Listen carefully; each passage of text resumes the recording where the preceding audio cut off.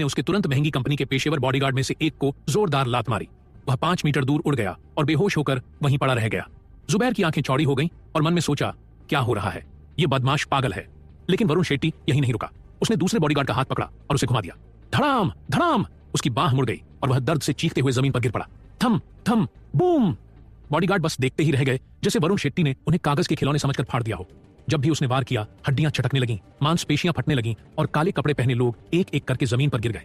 आधे मिनट के अंदर बस एक ही अंगरक्षक बचा था। अंगरक्षक घबरा गया और डर के मारे कांपते हुए बोला, रुक जाओ, मत मत आना। वरुण शेट्टी मुस्कुराया और बोला, सच? अगर मैं तुम्हारी बात मानकर रुक गया तो क्या मेरी इज्जत नहीं चली जाएगी? उसने उसे जोरदार लात मारी, कहीं और नहीं बल्कि सीधे जांघों के बीच में। बॉडीगार्ड दर्द से चीखते हुए हवा में उड़ गया और सीधा जुबैर की तरफ जा गिरा। धड़ाम। जैसे ही बॉडीगार्ड जुबैर से टकराने वाला था, जुबैर ने उसे पकड़ने की बजाय 78 मीटर दूर धक्का दे दिया। बेचारा आदमी जोर से जमीन पर गिरा, खून की उल्टी की और वहीं बेहोश हो गया। शालिनी ने मन में सोचा, वह अपने ही आदमियों के साथ ऐसा कैसे कर सकता है? यह आदमी एक राक्षस है, जानवर है, गंदा इंसान है। जुबैर धीरे धीरे वरुण शेट्टी की तरफ बढ़ा और बोला, लगता है तुम कोई साधारण लड़का नहीं हो। तुम्हारी उम्र के हिसाब से तुम बहुत ताकतवर हो, लेकिन यह बहुत बुरा हुआ कि तुम बहुत ज्यादा चालाक बनने की कोशिश कर रहे हो। इस तरह दिखावा करने से तो मेरा तुम्हें और ज्यादा पीटने का मन करता है। मैं किसी को भी जिंदा नहीं छोड़ता जो मुझे धमकी देता है। वरुण शेट्टी ने मुस्कुराते हुए कहा, ओ, लेकिन यह कहना थोड़ा जल्दी होगा कि कौन किसे मार रहा है ना? जैसे ही उसने अपनी बात पूरी की, सौरभ वीर जो अब तक चुप थी, अचानक वरुण शेट्टी के सामने आ गई। वह वरुण शेट्टी और जुबैर के बीच खड़ी हो गई, एक पहाड़ की तरह जो किसी भी खतरे से वरुण शेट्टी की रक्षा करने के लिए तैयार थी।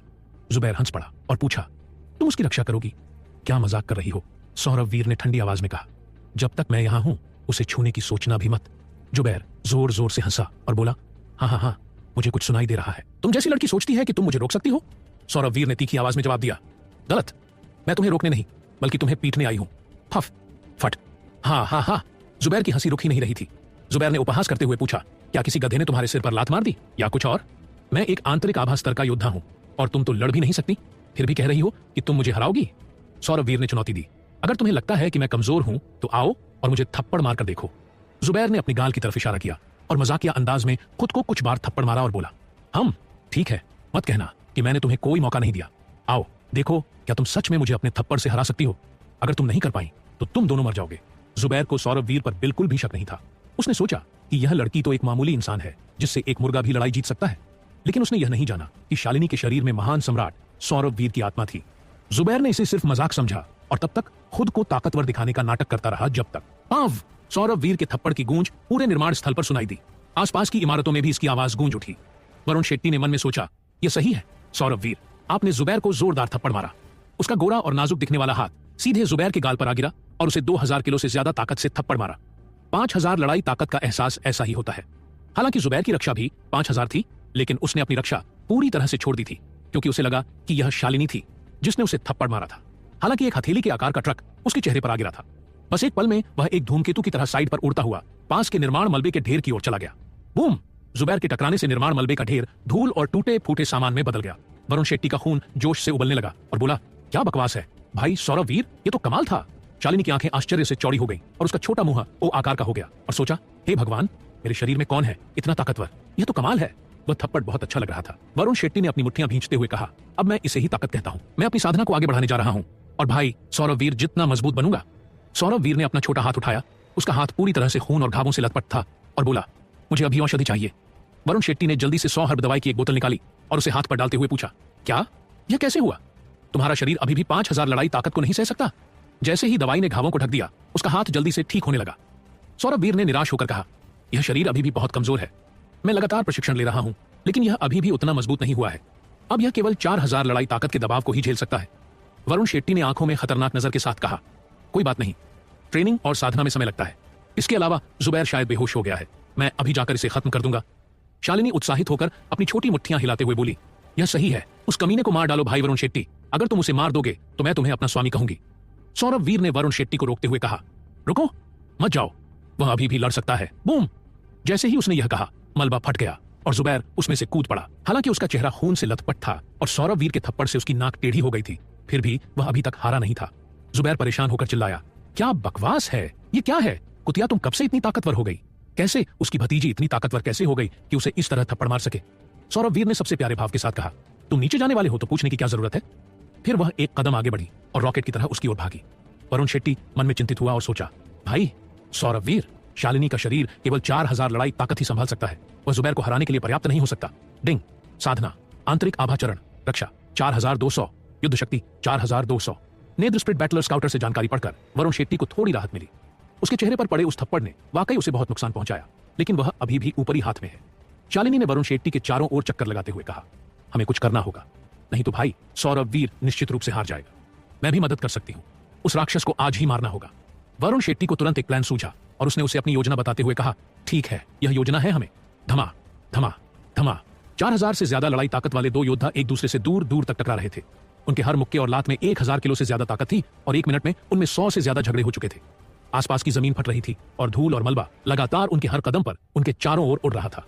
यह दृश्य हॉलीवुड की किसी एक्शन फिल्म से कहीं ज्यादा अविश्वसनीय था। जब उन्होंने शुरुआत की तो दोनों योद्धा बराबर थे, लेकिन जैसे जैसे समय बीतता गया हालात धीरे धीरे जुबैर के पक्ष में झुकते गए। उनकी लड़ाई ताकत में मामूली फर्क अब हावी होने लगा। अब जुबैर ने एक मौका देखा और अपने बाएं हाथ से सौरभ वीर की कलाई पकड़ ली। उसने उसकी बाह को पीछे की ओर मोड़ा और अपना दाहिना हाथ उसकी गर्दन के चारों ओर लपेट दिया। उफ, सौरभ वीर जकड़ी हुई थी और उसका गला घुट रहा था। वह खुद को उसकी पकड़ से मुक्त करने में असमर्थ थी। जुबैर ने खलनायक जैसी मुस्कान देते हुए कहा, कुतिया, अब तुम मुझे कैसे पसंद करती हो? मुझे बताओ कि तुमने बूढ़े आदमी द्वारा दिया गया जेड पेंडेंट कहां रखा है, या मैं तुम्हें बताऊंगा कि दर्द वास्तव में कैसा लगता है। अब तक यह स्पष्ट हो चुका था कि उसे अपने रिश्तेदारों से कोई लगाव नहीं था। वरुण शेट्टी उनकी ओर दौड़ते हुए चिल्लाया, रुको, मुझे पता है कि पेंडेंट कहां है, उसे जाने दो और मैं तुम्हें बता दूंगा। सौरभ वीर उलझन में थी और मन में सोचा, भाई वरुण शेट्टी को कब से पता था कि वह कहां है? लेकिन जब वह हैरान थी तो उसने देखा कि वरुण शेट्टी उसे एक अजीब तरीके से देख रहा है और उसे एहसास हुआ कि यह एक चाल है, इसलिए उसने भी ऐसा ही किया। जुबैर ने अभिमान से कहा, ओह, तो तुम ऐसा करते हो? तो अब मुझे बताओ, तुम्हारी जिंदगी मेरे हाथ में है, तुम मुझसे बातचीत करने की स्थिति में नहीं हो। वरुण शेट्टी ने अपनी बात नहीं मानी और कहा, उसे जाने दो, वरना मैं तुम्हें कभी नहीं बताऊंगा। उसने चुपके से स्वर्ग और पृथ्वी के शास्त्रों को सक्रिय कर दिया, साथ ही अपने शरीर के अंदर मौजूद सभी ड्रैगन ताकत को भी जगा दिया। जुबैर ने थूकते हुए कहा, हाँ, तुम्हें लगता है कि तुम मुझे धमका सकते हो? मेरे धैर्य की परीक्षा लेना बंद करो बेटा। तुम्हें लगता है कि मैं उसे अभी और यहीं मारने की हिम्मत नहीं कर सकता? सौरभ वीर चॉपिंग बोर्ड पर एक मछली की तरह थी। उसकी जिंदगी जुबैर के हाथों में थी। इन परिस्थितियों में भी वरुण शेट्टी ने अकल्पनीय काम किया। वरुण शेट्टी चिल्लाया और जुबैर पर हमला करते हुए बोला, नहीं, मुझे नहीं पता। जुबैर ने तिरस्कार करते हुए पूछा, क्या तुमने अपनी गेंदों को बंद दरवाजे या किसी और चीज के बीच में दबा लिया? तुम्हें लगता है कि तुम अपनी उन कमजोर क्षमताओं से उसे बचा सकते हो? वह कल्पना नहीं कर सकता था कि वरुण शेट्टी के प्रयासों से इस स्थिति में कोई परिणाम निकलेगा। उसके लिए वरुण शेट्टी बस अपनी मौत की ओर भाग रहा था। लेकिन तभी अकल्पनीय हुआ। किसी की नजर में न आते हुए जुबैर के अंगरक्षकों में से एक चुपके से उसके पीछे आया। उस आदमी ने जुबैर के पैर को पकड़ लिया और उसके घुटने को काट लिया। जुबैर चिल्लाया, आओ! अचानक उसके अकली टेंडन में दांतों के चुभने जैसा दर्द महसूस हुआ, जिससे जुबैर हैरान रह गया। उसके शरीर ने तेज दर्द के प्रति स्वाभाविक रूप से प्रतिक्रिया दी और क्षण भर के लिए उसकी पकड़ ढीली हो गई। और यही वह मौका था जिसका सौरभ वीर को इंतजार था। सौरभ वीर ने जुबैर की पकड़ से खुद को मुक्त किया और अपनी पीठ के पीछे हाथ मोड़कर उसे आर्म लॉक में जकड़ लिया। जुबैर ने मन में सोचा, क्या यह सब इतनी जल्दी हुआ कि वह अभी भी स्थिति को समझ नहीं पाया। कुछ ही पलों में वह पकड़ने वाले से पकड़े जाने वाले बन गया।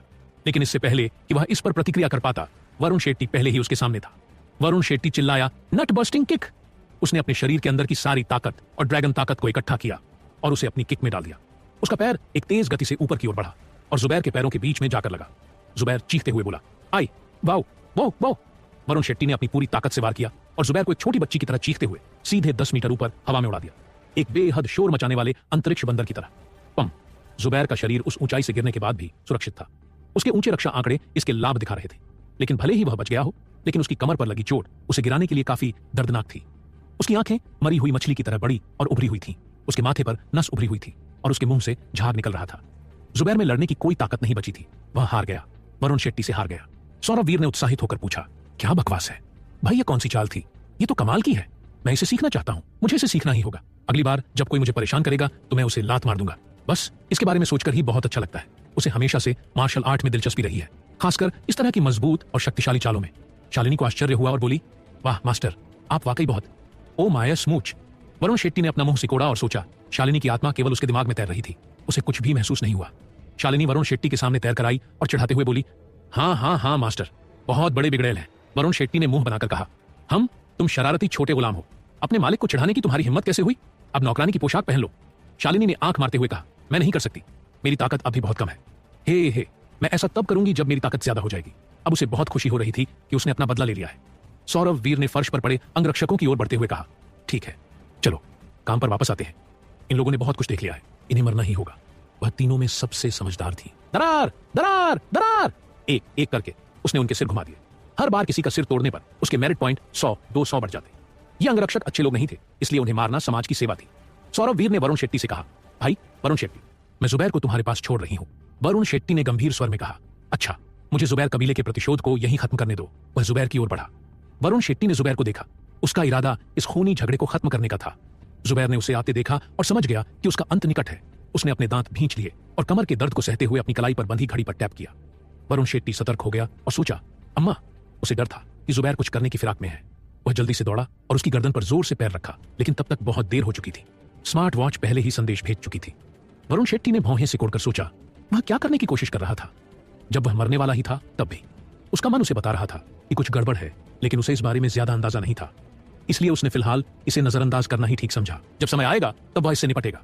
डिंग, 3 जन्मों तक बुरे इंसान को खत्म करने के लिए आपको 300 योग्यता अंक मिले। डिंग, आपने 70,000 योग्यता अंक कमा लिए हैं। अगले स्तर तक केवल 20,000 अंक बाकी हैं। आकर्षण 7,000, भाग्य 7,000। वरुण शेट्टी यह नोटिफिकेशन देखकर खुशी से उछल पड़ा और बोला, वाह, एक ही बार में 3,000 अंक, ये तो बहुत बढ़िया है। मेरे प्रशंसकों की संख्या बढ़ेगी अगर मेरे अकाउंट पर इतना ध्यान दिया जा रहा है। आगे की कहानी जानने के लिए सुनिए कहानी का अगला एपिसोड। बोनस ट्रफाई। तो परसों होने वाला भाई वरुण शेट्टी ज्वेलरी का उद्घाटन अब तक का सबसे बड़ा आयोजन होगा। बुरे लोगों का सफाया करना और पुण्य अर्जित करना उसके लिए सबसे अच्छा काम था। इन अंकों से वह रेड लिफाफा ग्रुप में दूसरों से सामान खरीद सकता था और अपने आकर्षण और भाग्य को बढ़ा सकता था। भले ही ये दोनों चीजें सीधे नजर नहीं आती थीं, लेकिन वे वरुण शेट्टी को बहुत फायदा पहुंचाती थीं, खासकर उन मौकों पर जिनकी उसने कभी कल्पना भी नहीं की थी। इसलिए बुराई को खत्म करना न केवल दुनिया को एक बेहतर जगह बना रहा था, बल्कि उसे भी कई अद्भुत लाभ मिल रहे थे। इसके बाद वरुण शेट्टी ने गैस तलवार निकाली और उसे शवों का खून सोखने दिया, खासकर जुबैर का खून, क्योंकि वह एक ताकतवर योद्धा और अभ्यासी था। उसके खून में दूसरों के मुकाबले कहीं ज्यादा ताकत थी। इससे तलवार की शक्ति भी बढ़ गई। इसके बाद वरुण शेट्टी ने उन सभी लाशों को अपने खजाने में डाल दिया। अब वे बिना किसी निशान के पूरी तरह धरती से गायब हो चुके थे। अगर पुलिस भी इस मामले की जांच करती तो उन्हें वरुण शेट्टी के शामिल होने का कोई सुराग नहीं मिलता। यह सुनिश्चित करने के लिए कि कोई निशान नहीं बचा, वरुण शेट्टी और सौरभ वीर घटना स्थल से चले गए। वरुण शेट्टी ने कहा, सौरभ वीर, तुमने कहा था कि तुम फिर से पुरुष बनना चाहते हो। मुझे बताओ कैसे, और चलो इसे तुरंत पूरा करते हैं। तब तक तुम यह शरीर शालिनी को लौटा सकते हो और सब खुश हो जाएंगे। शालिनी ने उम्मीद से कहा, हाँ मास्टर सही कह रहे हैं, मुझे अपना प्यारा शरीर वापस चाहिए। सौरभ वीर ने सिर हिलाया और बोला, यह वास्तव में बहुत आसान है। मुझे बस मरना होगा और इस शरीर को छोड़ना होगा। फिर आत्मा अधिग्रहण अनुष्ठान के जरिए मुझे दूसरा शरीर मिल जाएगा। वरुण शेट्टी ने आत्मविश्वास से कहा, अगर ऐसा है तो यह आसान है। मेरे पास अब 700 मेरिट पॉइंट है। मुझे बस 600 खर्च करने की जरूरत है और मैं आप दोनों के लिए अनुष्ठान कर सकता हूं। सौरभ वीर ने गहरी सांस ली और कहा, नहीं, यह जितना आसान लगता है उतना है नहीं। इसमें एक पेंच है। यह अनुष्ठान खुद स्वर्ग की इच्छा के खिलाफ है और वर्जित माना जाता है। पहले अनुष्ठान में 300 अंक लगेंगे, लेकिन दूसरे अनुष्ठान में 3 लाख अंक लगेंगे। वरुण शेट्टी चौंक गया और पूछा, क्या 3 लाख? इतना? 70,000 अंक कमाने में उसे बहुत समय और मेहनत लगी थी, लेकिन 3 लाख यह उसकी उम्मीदों से कहीं ज्यादा था। वरुण शेट्टी ने मुस्कुराते हुए कहा, जब तक मैं यही करूंगा, मैं कुछ मसालेदार स्टिक्स खरीदूंगा और उन्हें ग्रुप में बेचूंगा। जब तक मैं 30 स्टिक्स बेच सकता हूं, तुम बहुत जल्द फिर से आदमी बनने में सक्षम हो जाओगे। चिंता मत करो। कहते हैं कि हर समस्या का समाधान होता है और मसालेदार स्टिक्स ही हमारा समाधान है। यह सुनकर सौरभ वीर का गला सूख गया। सौरभ वीर ने दोषी भाव से कहा, भाई वरुण शेट्टी, मुझे तुमसे कुछ कहना है। वरुण शेट्टी ने जवाब दिया, तो फिर बोलो। महान अधिपति, सौरभ वीर कब से हकलाने लगा है। सौरभ वीर ने घबराहट में सांस लेते हुए आगे कहा, कुछ दिन पहले जब तुम अपने गांव वापस गए थे, मैं कैंपस के सुविधा स्टोर पर गया था और मसालेदार स्टिक्स का एक बैग खरीदा था। मुझे लगा कि उनका स्वाद बहुत बढ़िया है और मैं अपनी पत्नी को भी कुछ भेजना चाहता था, लेकिन मैंने गलती से पूरा बैग ही ग्रुप में भेज दिया, बैग पर लगे मूल्य टैग के साथ। इसलिए अब पूरे ग्रुप को पता है कि इसकी असली कीमत कितनी है। बूम! वरुण शेट्टी को लगा जैसे उस पर बिजली गिर गई हो। वह अवाक था और ठीक से सोच नहीं पा रहा था। यहां तक कि उसके दिमाग ने भी काम करना बंद कर दिया था। जिस एक बात से उसे सबसे ज्यादा डर था, वह आखिरकार हो ही गई। कोई आश्चर्य नहीं कि जिस दिन वह गांव लौटा था, उस दिन लाल लिफाफों की बाढ़ आ गई थी। उसे वहां से मपो के सूप के 2 कटोरे भी मिले थे। तो ऐसा इसलिए हुआ क्योंकि सौरभ वीर ने ग्रुप में मसालेदार स्टिक्स का पूरा बैग भेज दिया था। सौरभ वीर ने धीमी आवाज में कहा, भाई वरुण शेट्टी, मेरा ऐसा करने का कोई इरादा नहीं था। मुझे बहुत खेद है। वरुण शेट्टी ने घबराई हुई आवाज में कहा, अच्छा, जो हो चुका है वह हो चुका है। अब माफी मांगने का कोई मतलब नहीं है। मुझे ज्यादा चिंता इस बात की है कि क्या लॉर्ड कुलदीप मेरी जिंदगी की किताब से 10 साल काट देगा, या फिर मंकी किंग इतना गुस्सा हो जाएगा कि वह मुझे खुद पीटने के लिए धरती पर आ जाए। और बुल डेमन किंग, भगवान एयरलांग, बूढ़ा आदमी, हे भगवान, मुझे लगता है कि मैंने बहुत सारे देवताओं को नाराज कर दिया है। इसके बाद मैं कैसे जिंदा रहूंगा। वरुण शेट्टी पहले ही रोने की हालत में था। इतने सारे गुस्साए देवता उसके पीछे पड़ गए थे। सौरभ वीर ने पछतावे के साथ कहा, ओ, मुझे नहीं लगता कि यह इतना बड़ा मसला बनेगा। मेरी गलती के बाद मैंने एक बार भी ग्रुप में लॉगिन नहीं किया। मुझे नहीं पता कि वहां क्या हो रहा है। क्या तुम एक नजर डालना चाहते हो? वरुण शेट्टी को अब इस मामले को और टालने की हिम्मत नहीं हुई। उसने कार को सड़क के किनारे खड़ा किया और चैट में लॉग इन किया। डिंग! लिटिल नेजा ने कहा, वाह भगवान, वरुण शेट्टी ऑनलाइन है। मैं यहां से भाग रही हूं। भगवान एयरलांग ने डांटते हुए पूछा, क्या बकवास है? 3 लोगों का नंबर, एक ठग। तुम्हारी हिम्मत कैसे हुई लॉग इन करने की? वरुण शेट्टी ने मन में सोचा। अट!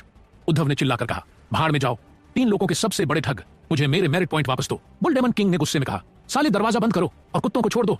3 लोगों के इस नंबर, एक ठग को काट डालो। बूढ़ा आदमी ने चुनौती देते हुए कहा, चलो इस 3 लोगों के ठग को हरा दें।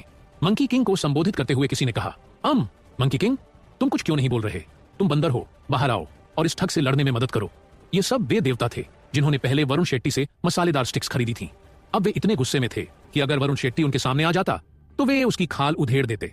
और जैसे ही वे आग बबूला हुए, उनके साथ अच्छे संबंध रखने वाले बाकी देवता भी इस हंगामे में शामिल हो गए। बैल सिर और घोड़े चेहरे, काले और सफेद यमराज, राजकुमारी आयरन फैन, हांग हायर के साथी देवता और शाही सेना के सारे लोग सब के सब वरुण शेट्टी पर टूट पड़े। 3 लोगों का नंबर, एक ठग, यह नाम बार बार वरुण शेट्टी के दिमाग में गूंज रहा था। वरुण शेट्टी ने माथे का पसीना पोंछते हुए सोचा, अरे अब मैं क्या करूं? डिंग! तोंगन के प्रधान ने मैसेज किया, मेरे प्रिय शिष्य, क्या तुम मुसीबत में हो? तमाम गुस्से भरे संदेशों के बाद यह एक मैसेज वरुण शेट्टी के लिए आशा की किरण की तरह था।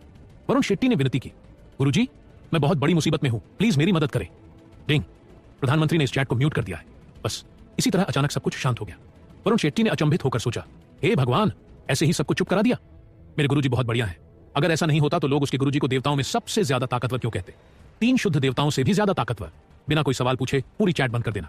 प्रधान ने गरजते हुए कहा, जिसे भी मेरे शिष्य से परेशानी है बोलो। डिंग! प्रधानमंत्री ने चैट को अनम्यूट कर दिया है। पूरे 3 मिनट बीत गए और किसी की हिम्मत नहीं हुई कुछ कहने की। वरुण शेट्टी ने फोन स्क्रीन को घूरते हुए सोचा, अरे यह तो बहुत ही भयानक है। कौन मेरे गुरु को चुनौती देने की हिम्मत करेगा? कौन कर सकता है? प्रधान ने व्यंग्य करते हुए कहा, मत कहो कि मैं बदमाशी कर रहा हूं। तुम लोगों को बोलने का मौका मिला था, इसलिए मत कहो कि मैंने तुम्हें कोई मौका नहीं दिया। लेकिन चूंकि तुम लोग कुछ नहीं कह रहे हो, इसलिए मैं कुछ तो कहूंगा। मुझे सबसे पहले किससे शुरुआत करनी चाहिए? प्रधान ने बूढ़े आदमी को डांटा, ऐ तुम बदबूदार बूढ़े हो, क्या तुम्हें अपनी उम्र का कोई सम्मान नहीं है? 100 जड़ी, बूटियां, औषधि, यह तो तुम्हारे दवा बनाने के बाद निकला जहरीला कचरा है। तुमने इसमें पानी भी मिलाया है। क्या तुमने इसे मेरे शिष्य को 100 मेरिट पॉइंट प्रति बोतल के हिसाब से बेचने की कोशिश की? तुम चालाक बूढ़े लोमड़ी हो और तुम दूसरों को ठग कह रहे हो। तुम्हारी हिम्मत कैसे हुई? बूढ़ा आदमी ने गिड़गिड़ाते हुए कहा, प्रधान, मैं गलत था, प्लीज मुझे कुछ सम्मान बचाने दो। चलो निजी तौर पर बात करते हैं। प्रधान ने झिड़कते हुए कहा, छी, तो तुम्हारा सम्मान जरूरी है लेकिन मेरे शिष्य का नहीं? तब तुमने उसे अकेले में क्यों नहीं चलाया? अब उससे माफी मांगो।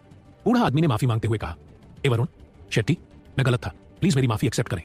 वरुण शेट्टी ने रोमांचित होकर सोचा, हे भगवान, यह पागलपन है। एक पल वह गुस्से में था और अगले ही पल वह मुझसे माफी मांग रहा है। आहा, एक जबरदस्त गुरु होना वाकई कमाल की बात है। जब मसालेदार छड़ियों का मामला सामने आया तो उसे पूरा यकीन था कि वह बहुत लंबे समय तक बहुत बुरी स्थिति में रहेगा। फिर गुरुजी आए और उन्होंने सब कुछ ऐसे ही हल कर दिया। प्रधान ने बुल डेमन किंग से पूछा, अब बुल डेमन किंग, तुमने मेरे शिष्य को 1000 पॉइंट के लिए एक टूटा हुआ हथौड़ा किराए पर दिया और तुम्हें लगता है कि तुम इससे बच सकते हो? तुम झूठ बोल रहे हो और तुम इस पर अभी हंगामा कर रहे हो। अगर तुम्हारा चेहरा इतना खुजली कर रहा है तो क्यों ना मैं आकर तुम्हारे लिए थप्पड़ मार दूं? बुल डेमन किंग ने घबराते हुए कहा, नहीं। हाँ, प्रधान, तुम मजाकिया हो, मैं ठीक हूं, मेरा चेहरा ठीक है। प्रधान ने आदेश दिया, तो फिर तुम्हें पता है कि क्या करना है। बुल डेमन किंग ने वरुण शेट्टी से कहा, वरुण शेट्टी, मुझे बहुत खेद है, मैंने पहले भी तुम्हें धोखा देने की कोशिश की थी, ये मेरी गलती थी। प्रधान ने लॉर्ड कुलदीप को डांटा, लॉर्ड कुलदीप, तुम इतने बेशर्म कैसे हो सकते हो? वरुण शेट्टी ने अपनी मसालेदार छड़ी को सिर्फ तुम्हारे बेकार नेदर स्पिरिट बैटल स्काउटर और तुम्हारी बेकार लकड़ी की तलवार के बदले में दिया, लेकिन तुम चाहते हो कि वह तुम्हें मेरिट पॉइंट के साथ वापस करे। तुम्हारा स्वाभिमान कहां गया? क्या तुमने उसे कुत्तों को खिला दिया या क्या? लॉर्ड कुलदीप ने सिर झुकाते हुए कहा, प्रधान, मैं गलत था। वरुण शेट्टी, मैं माफी चाहता हूं, मैं बस भीड़ के साथ चल रहा था, ऐसा नहीं था कि मुझे तुमसे कोई खास दिक्कत थी। प्रधान ने एयरलांग को देखा। एयरलांग ने तुरंत कहा, प्रधान, मुझे पता है कि मुझे क्या करना है। वरुण शेट्टी, मुझे खेद है, मैं यहां गलत था। प्रधान ने उसे बीच में रोकते हुए कहा, मैंने कब कहा कि तुम माफी मांग सकते हो? हम इन सब लोगों में से तुम सबसे ज्यादा पिटाई के लायक हो। मैंने अभी तुमसे बात करना शुरू भी नहीं किया। किसने कहा कि तुम माफी मांग सकते हो? एयरलांग ने विनती की। ओ प्रधान, प्लीज मुझे जाने दो। प्रधान ने फटकार लगाते हुए कहा, इस रेड लिफाफा ग्रुप की शुरुआत से ही तुम चालाक छोटे बदमाश अपनी स्क्रीन पर तीनों आंखों से घूरते रहे हो, बिना रुके उन रेड लिफाफों को लूटने के इंतजार में, और इस पल तक तुमने अभी तक ग्रुप में कुछ भी वापस नहीं दिया है। यहां तक कि तुम्हारे पालतू कुत्ते ने भी अपने खाने में से कुछ फेंक दिया है। क्या तुम अपने कुत्ते से भी घटिया इंसान हो? एयरलांग ने शर्मिंदा होकर कहा, ओ नहीं, प्लीज मुझे इस बार छोड़ दीजिए, ये बहुत शर्मनाक है। प्रधान ने जारी रखते हुए कहा, कुछ भी वापस न देने के अलावा तुम्हारे पास अफवाहें फैलाने और मेरे शिष्य के बारे में बकवास करने की भी हिम्मत थी। उसे कंजूस कहना। तुम्हें लगता है कि मुझे पता नहीं चलेगा? तुम बहुत भाग्यशाली हो कि मैं अभी तक वहां नहीं गया और तुम्हें गाली नहीं दी, लेकिन फिर भी तुम्हें सार्वजनिक चैट में उसे भड़काना पड़ा। एयरलांग ने हाथ जोड़ते हुए कहा, हे प्रभु, प्लीज नाराज मत होइए, मैंने अपना सबक सीख लिया है। प्रधान ने गंभीर स्वर में कहा, अभी भी मैं तुमसे बात करना बंद नहीं कर पाया हूं। यह मसालेदार छड़ी वाला मामला भी तुम्हारा ही था। क्या मैं सही कह रहा हूं? तुम यहां क्या करने की कोशिश कर रहे थे? मेरे शिष्य को उसके मेरिट पॉइंट्स के लिए ब्लैकमेल करने की कोशिश कर रहे थे, या उसके लाल लिफाफे के लिए? एयरलांग ने कांपते हुए जवाब दिया, नहीं, मैं हिम्मत नहीं करूंगा। प्रधान ने उपदेश देते हुए कहा, देखो, यही बात मुझे तुम्हारे बारे में समझ में नहीं आती। तुम युद्ध के देवता हो, स्वर्गीय सेना के सेनापति हो, तुम इतने बेशर्म कैसे हो सकते हो? क्या तुम भगवान की तरह व्यवहार नहीं कर सकते? तुम हमें बाकी देवताओं को शर्मिंदा कर रहे हो। तुम्हें पता है, एयरलांग ने रोते हुए वादा किया, वो मैं ऐसा फिर कभी नहीं करूंगा। प्रधान ने फैसला सुनाया, मैं इस पर जरूरत से ज्यादा समय बर्बाद नहीं करना चाहता, इसीलिए मुझे कभी भी किसी को मेरे शिष्य के बारे में गंदी बातें करते हुए न पकड़ने देना। एयरलांग, अब तुम माफी मांग सकते हो, और इस बार ईमानदारी से।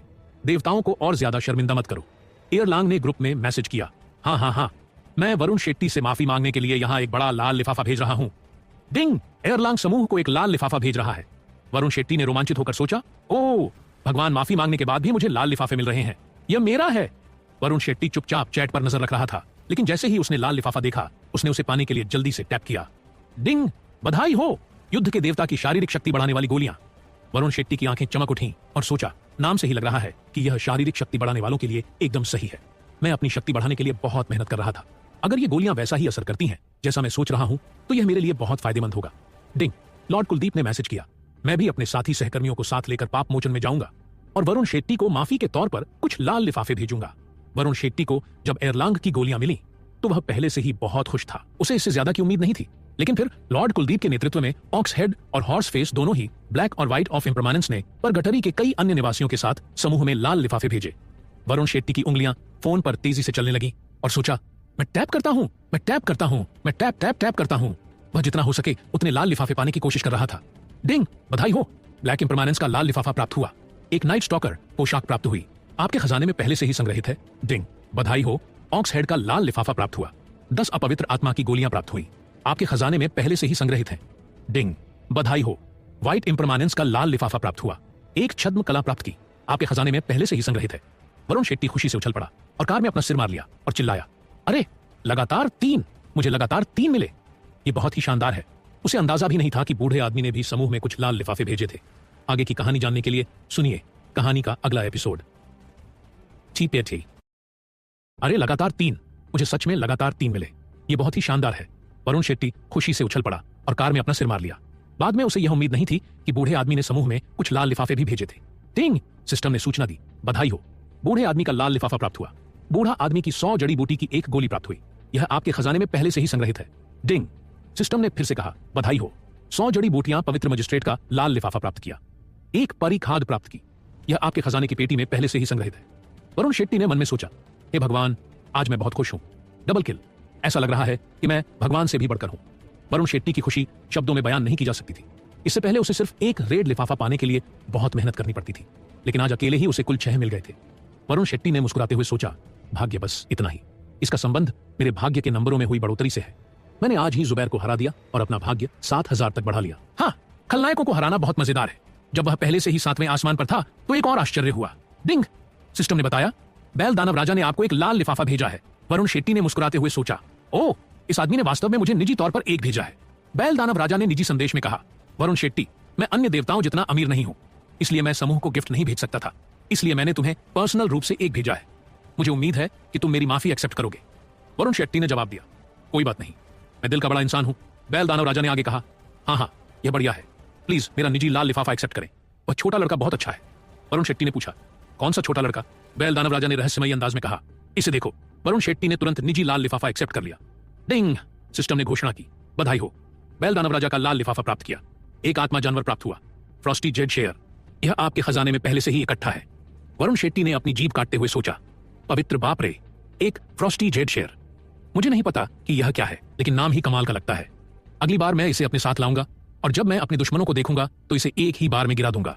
यह कमाल का होगा। अपनी खुशी को नियंत्रित करने की पूरी कोशिश करते हुए वरुण शेट्टी ने अपना खजाना खोला और आत्मा जानवर की तलाश की। डिंग, सिस्टम ने जानकारी दी, फ्रॉस्टी जेड शेयर, 10,000 जानवरों के जंगल से एक रहस्यमयी आत्मा जानवर। अभी भी एक बच्चा है और उसे सही देखभाल की जरूरत है। क्या आप इसे बाहर निकालना चाहेंगे? वरुण शेट्टी ने निराश होकर सोचा, हम सिर्फ एक बच्चा? यह क्या बात हुई?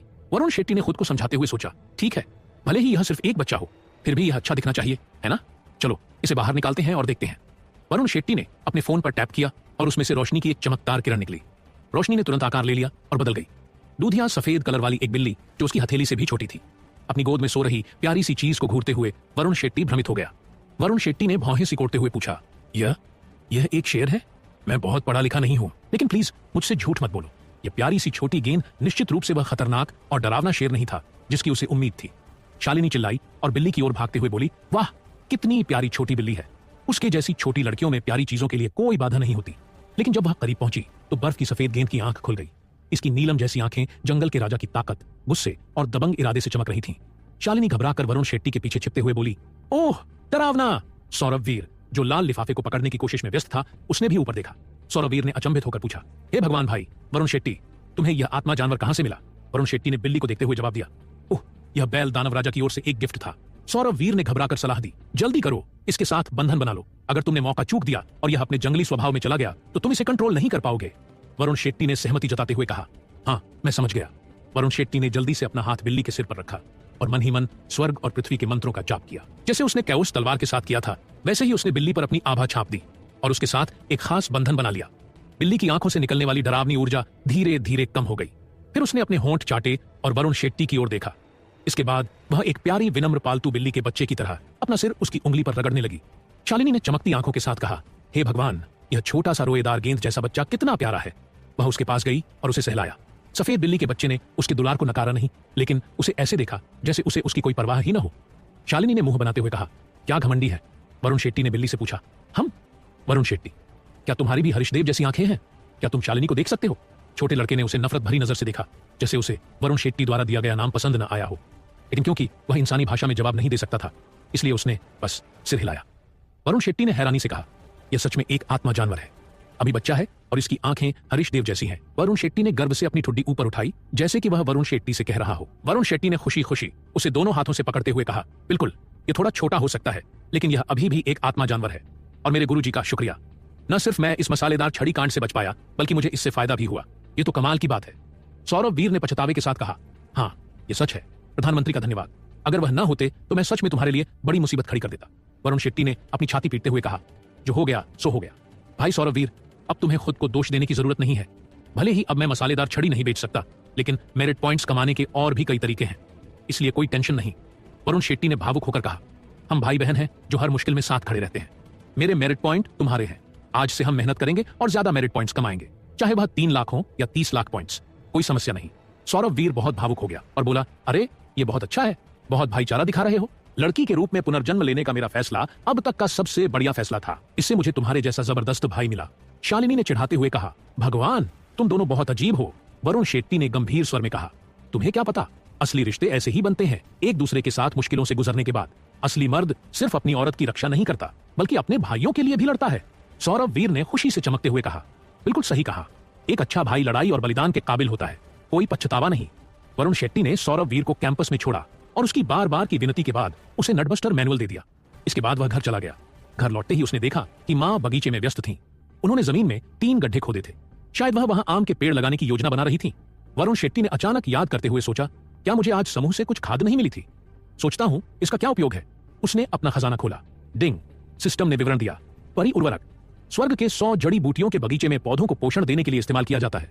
जादुई जड़ी बूटियों की वृद्धि बढ़ाने में बहुत अच्छा। क्या आप इसे निकालना चाहेंगे? वरुण शेट्टी ने अपनी इन्वेंट्री से खाद निकालते हुए सोचा, वाह, तो यह सच में पौधों को बढ़ाने में मदद करता है। यही तो मुझे अभी चाहिए था। यह केवल एक छोटे बैग में था और ज्यादा बड़ा नहीं दिख रहा था। वरुण शेट्टी ने इसे आम के लिए इस्तेमाल करने का सोचा। वरुण शेट्टी ने एक हाथ में खाद उठाई और कार से नीचे उतर गया। वरुण शेट्टी की मां ने पूछा, वरुण शेट्टी, तुम्हें यह बिल्ली कहां से मिली? वरुण शेट्टी ने बिल्ली को घास पर रखते हुए जवाब दिया, ओ, यह सोच रहा था कि तुम और पिताजी घर पर अकेले बोर हो रहे होंगे, इसलिए मैंने इसे तुम्हारी संगति के लिए ले लिया। छोटा सा रोएदार बच्चा घमंड से बगीचे में धूप वाली जगह पर चला गया और आलसी होकर वहीं लेट गया। दूसरी ओर शालिनी बहुत खुश होकर मां को शुभकामनाएं दे रही थी, लेकिन वरुण शेट्टी की मां उसकी बात नहीं सुन सकती थी। शालिनी वापस आत्मा पिंजरे में चली गई। वरुण शेट्टी ने पूछा, मां, क्या आप आम के बीज बो रही हैं? वरुण शेट्टी की मां ने आह भरते हुए कहा, हाँ, तुम्हारे पिताजी मुझे बताते रहते हैं कि उन्हें इसका स्वाद कितना याद आता है और वे मुझे इन्हें लगाने के लिए कहते रहते हैं। कहते हैं जितनी जल्दी लगाएंगे उतनी जल्दी खा पाएंगे। तुम मुझे बताओ, तुम्हारा वह बूढ़ा आदमी पहले ही कई सर्दियां झेल चुका है, लेकिन अभी भी बच्चों जैसा व्यवहार करता है। अगर मैं इन्हें अब भी लगा भी दूं तो भी बढ़ने में सालों लग जाएंगे। फल तो दूर की बात है, वरुण शेट्टी ने हंसते हुए कहा। हाँ हाँ हाँ, किस्मत बहादुरों का साथ देती है, कौन जाने कोई चमत्कार हो सकता है। वरुण शेट्टी की मां ने कहा, कैसा चमत्कार? मैं तो जीवन भर फसलें उगाती रही हूं, मानो मुझे पेड़ उगाने के बारे में कुछ भी नहीं पता। वरुण शेट्टी ने गड्ढों के पास बैठते हुए कहा, तो फिर चलो इसे आजमाते हैं। उसने एक छोटा बैग खोला, उसमें काले जले हुए टुकड़े थे जो कोयले और राख जैसे लग रहे थे। वरुण शेट्टी की मां ने पूछा, यह क्या है? वरुण शेट्टी ने गंभीरता से कहा, ओह, यह तो बस एक खास खाद है जिस पर मेरा दोस्त प्रयोग कर रहा था।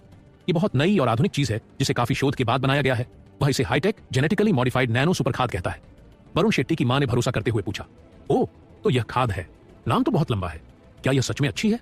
वरुण शेट्टी ने चेतावनी देते हुए कहा, मेरे दोस्त ने कहा कि इसके असर जबरदस्त हैं, यह उम्मीद से भी ज्यादा अच्छा हो सकता है, लेकिन मुझसे वादा करो कि इस बारे में किसी को नहीं बताओगी। यह मेरे दोस्त का बड़ा रहस्य है। वरुण शेट्टी की मां ने सिर हिलाया, ठीक है, समझ गई, मैं इसे गुप्त रखूंगी। वरुण शेट्टी मुस्कुराया और गड्ढों में हल्की सी खाद डालने लगा। उसने ज्यादा खाद डालने की हिम्मत नहीं की। गड्ढों को मिट्टी से भरकर पानी डालने के बाद वरुण शेट्टी नए लगाए गए बीजों के पास खड़ा होकर इंतजार करने लगा।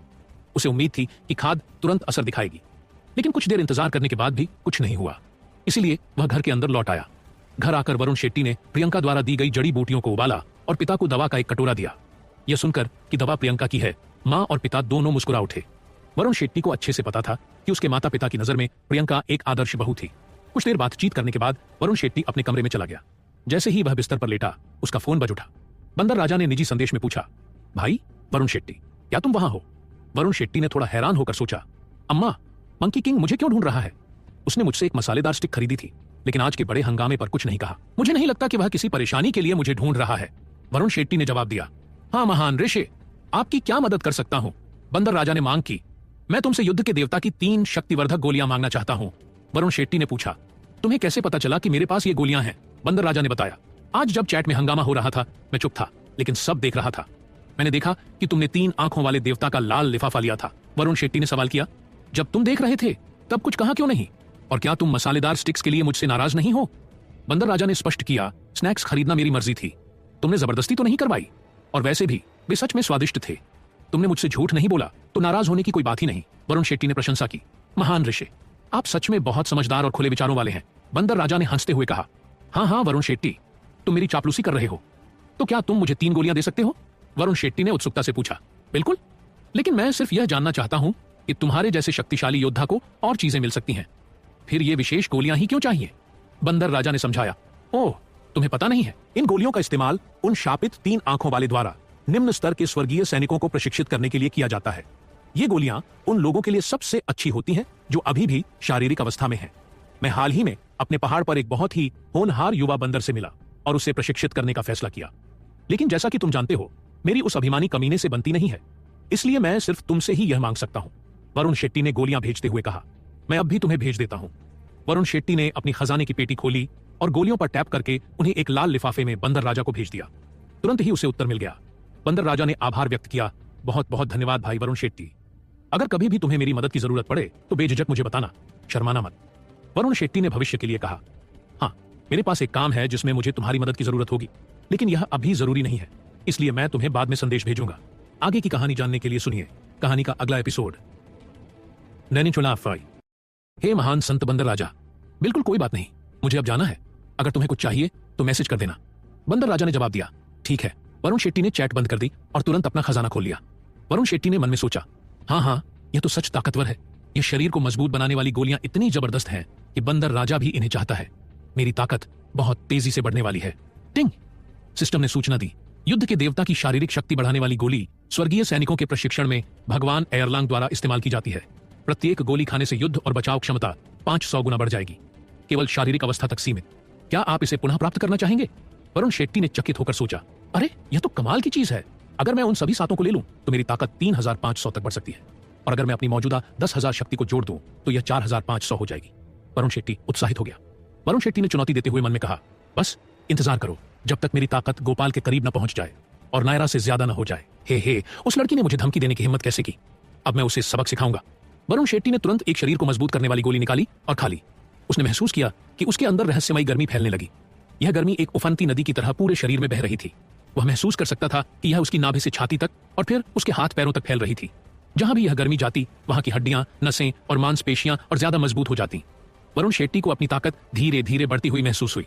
वरुण शेट्टी ने संतुष्ट होकर सोचा, ये गोली तो कमाल की है। यह धीरे धीरे प्रशिक्षण करने और ताकत बढ़ाने से कहीं ज्यादा तेज है। और सबसे अच्छी बात यह है कि जब यह अपना असर दिखा रही होती है तब मैं कुछ और भी कर सकता हूं।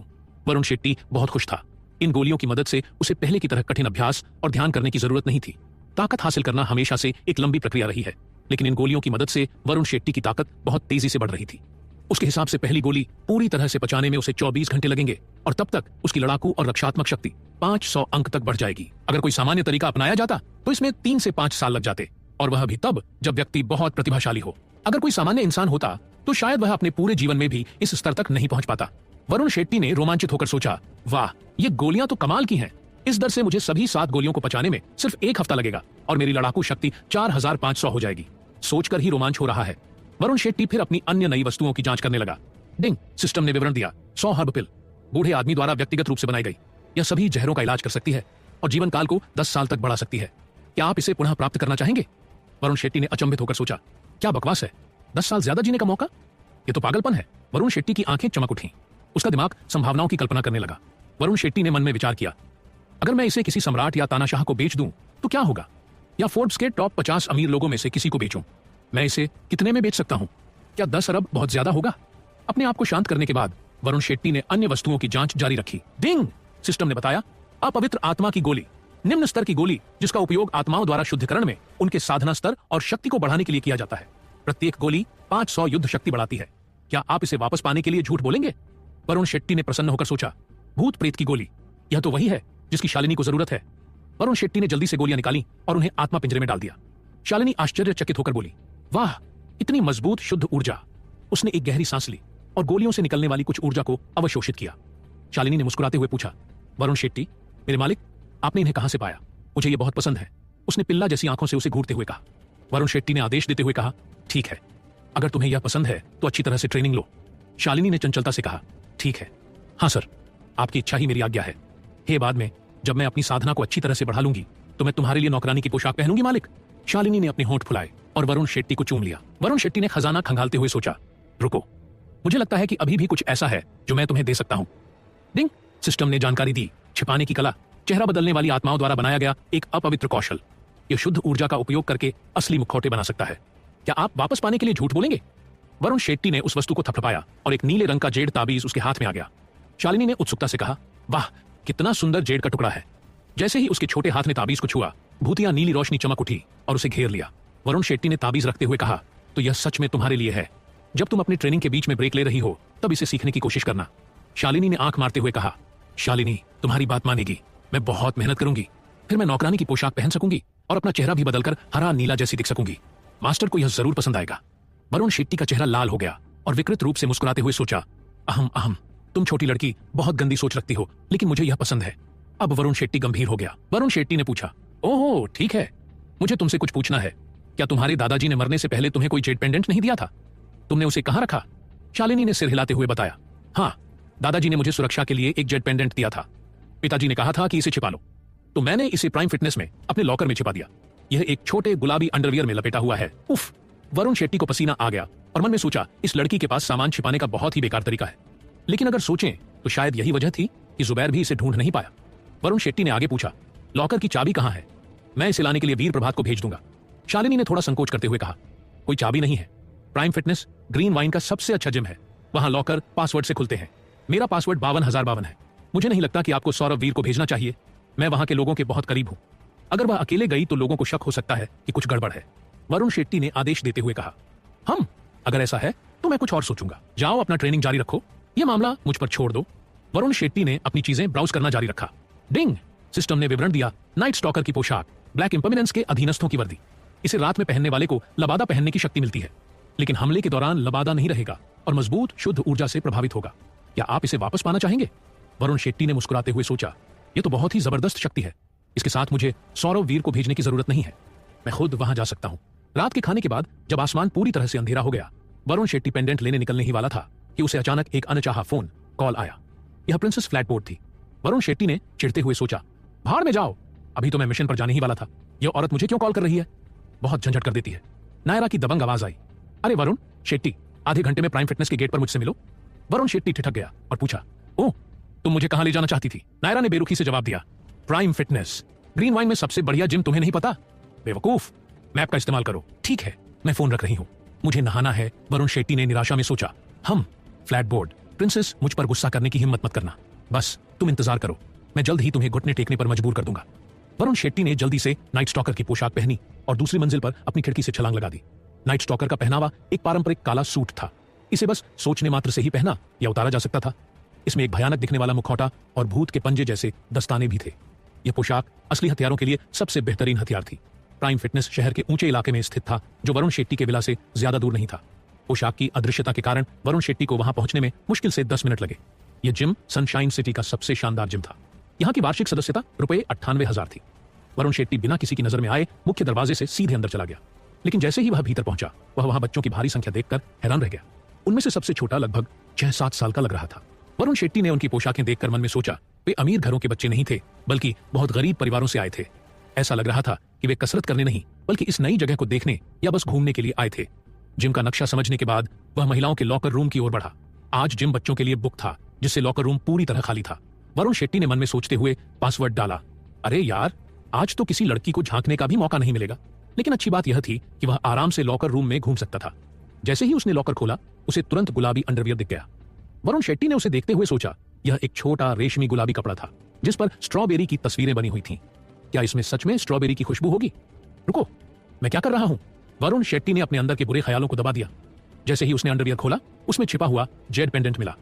वरुण शेट्टी ने उत्सुकता से पेंडेंट को देखते हुए सोचा, तो यही वह जेड पेंडेंट है जिसे सब पाना चाहते हैं। आखिर इस छोटी सी चीज में ऐसा क्या राज छिपा है कि इतने लोग इसके पीछे पड़े हैं? जुबैर, नायरा। जैसे ही वह जेड को गौर से देख रहा था, उसे शावर रूम से बाहर आते हुए कदमों की आहट सुनाई दी। वरुण शेट्टी सतर्क हो गया और सोचा, अरे कोई यहां है। वरुण शेट्टी ने झटपट अंडरवियर और पेंडेंट को अपनी जेब में डाला और लॉकर बंद कर दिया। लेकिन अगले ही पल वह अपनी धड़कनों को काबू में नहीं रख सका। शावर से बाहर निकलने वाली कोई और नहीं, बल्कि नायरा थी। वह वरुण शेट्टी के ठीक सामने पूरी तरह नग्न खड़ी थी। उसके बाल सिर के ऊपर बंधे थे और उसका नाजुक गोरा शरीर केवल पानी की बूंदों से ढका हुआ था। रोशनी में चमकती नमी उसके सुडौल शरीर को और भी ज्यादा मोहक बना रही थी। वरुण शेट्टी चाहकर भी अपनी नजरों को हटा नहीं पा रहा था। वरुण शेट्टी ने निराशा में अपना सिर हिलाते हुए सोचा, बहुत बुरा है कि यह थोड़ा बहुत छोटा है। उसने नायरा की छाती को देखा और फिर उसे कुछ याद आया। वरुण शेट्टी के चेहरे पर एक दुष्ट मुस्कान चमक उठी और सोचा, मेडिसिन किंग्स जर्नल में एक गेंद मालिश तकनीक लिखी है जो इसमें मदद कर सकती है। बहुत बुरा है कि हमारे बीच अच्छे संबंध नहीं है, वरना मैं शायद उसकी मदद करने पर विचार करता। नायरा को बिल्कुल भी अंदाजा नहीं था कि एक व्यक्ति उसके शरीर को घूर रहा था। उसने अपना फोन निकाला। नायरा ने डायल करना शुरू करते हुए सोचा, बेहतर होगा कि अब वरुण शेट्टी को फोन कर दूं। उसे देर से नहीं आना चाहिए, वरना उसे मार दिया जाएगा। वरुण शेट्टी चौंक गया और जितनी जल्दी हो सका लॉकर रूम से बाहर निकल गया।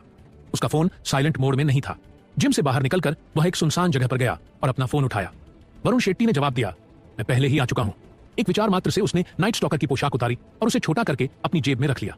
कुछ मिनटों के बाद नायरा ने कपड़े बदल लिए और जिम से बाहर आ गई। नायरा ने हाथ हिलाते हुए चिल्लाकर कहा, वरुण शेट्टी यहां पर? वरुण शेट्टी समूह की ओर चला गया। वरुण शेट्टी ने उत्सुकता से पूछा, फ्लैट?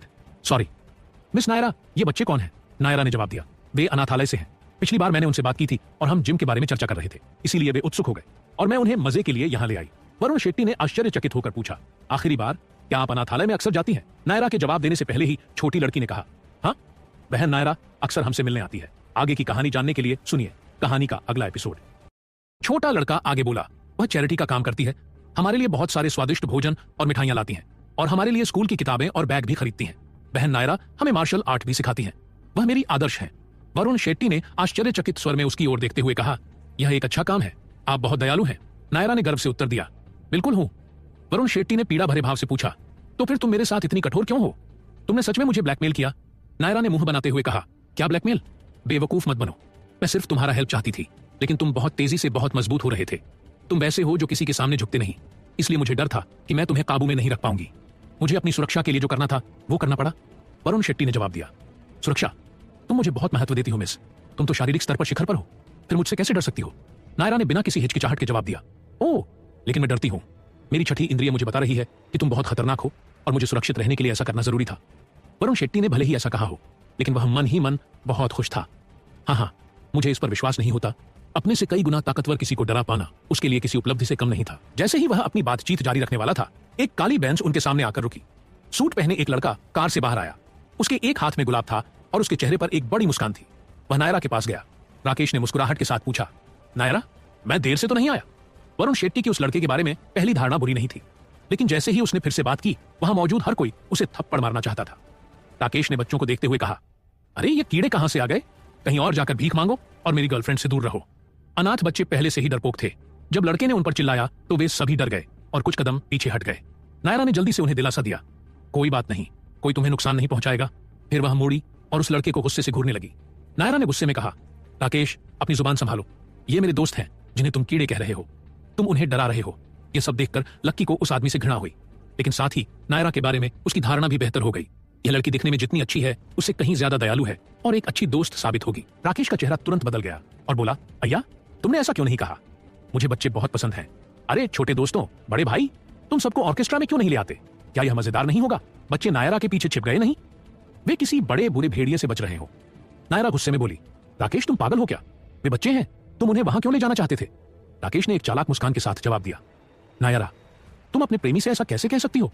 नायरा की आंखों में गुस्सा साफ झलक रहा था और बोली, मैंने तुम्हें 800 से ज्यादा बार मना किया है। मैं कब से तुम्हारी गर्लफ्रेंड बनने के लिए राजी हुई हूं।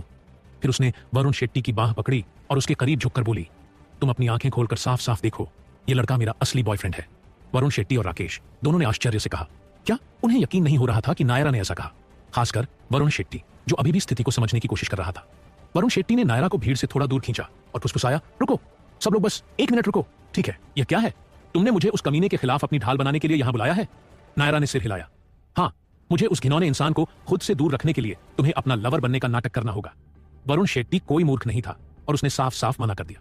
तुम्हें लगता है कि मैं बेवकूफ हूं। उसे देखो, वह एक अमीर और ताकतवर परिवार से है और तुम चाहती हो कि मैं उसे नाराज करूं, जबकि तुम्हें इससे कोई नुकसान नहीं है। तुम सपना देख रही हो। नायरा ने चतुराई से पूछा, क्या तुम्हें नहीं लगता कि वह एक बदमाश है और तुम उसे बुरी तरह पीटना चाहते हो? वरुण शेट्टी ने जवाब दिया, ओह, ऐसा मत कहो।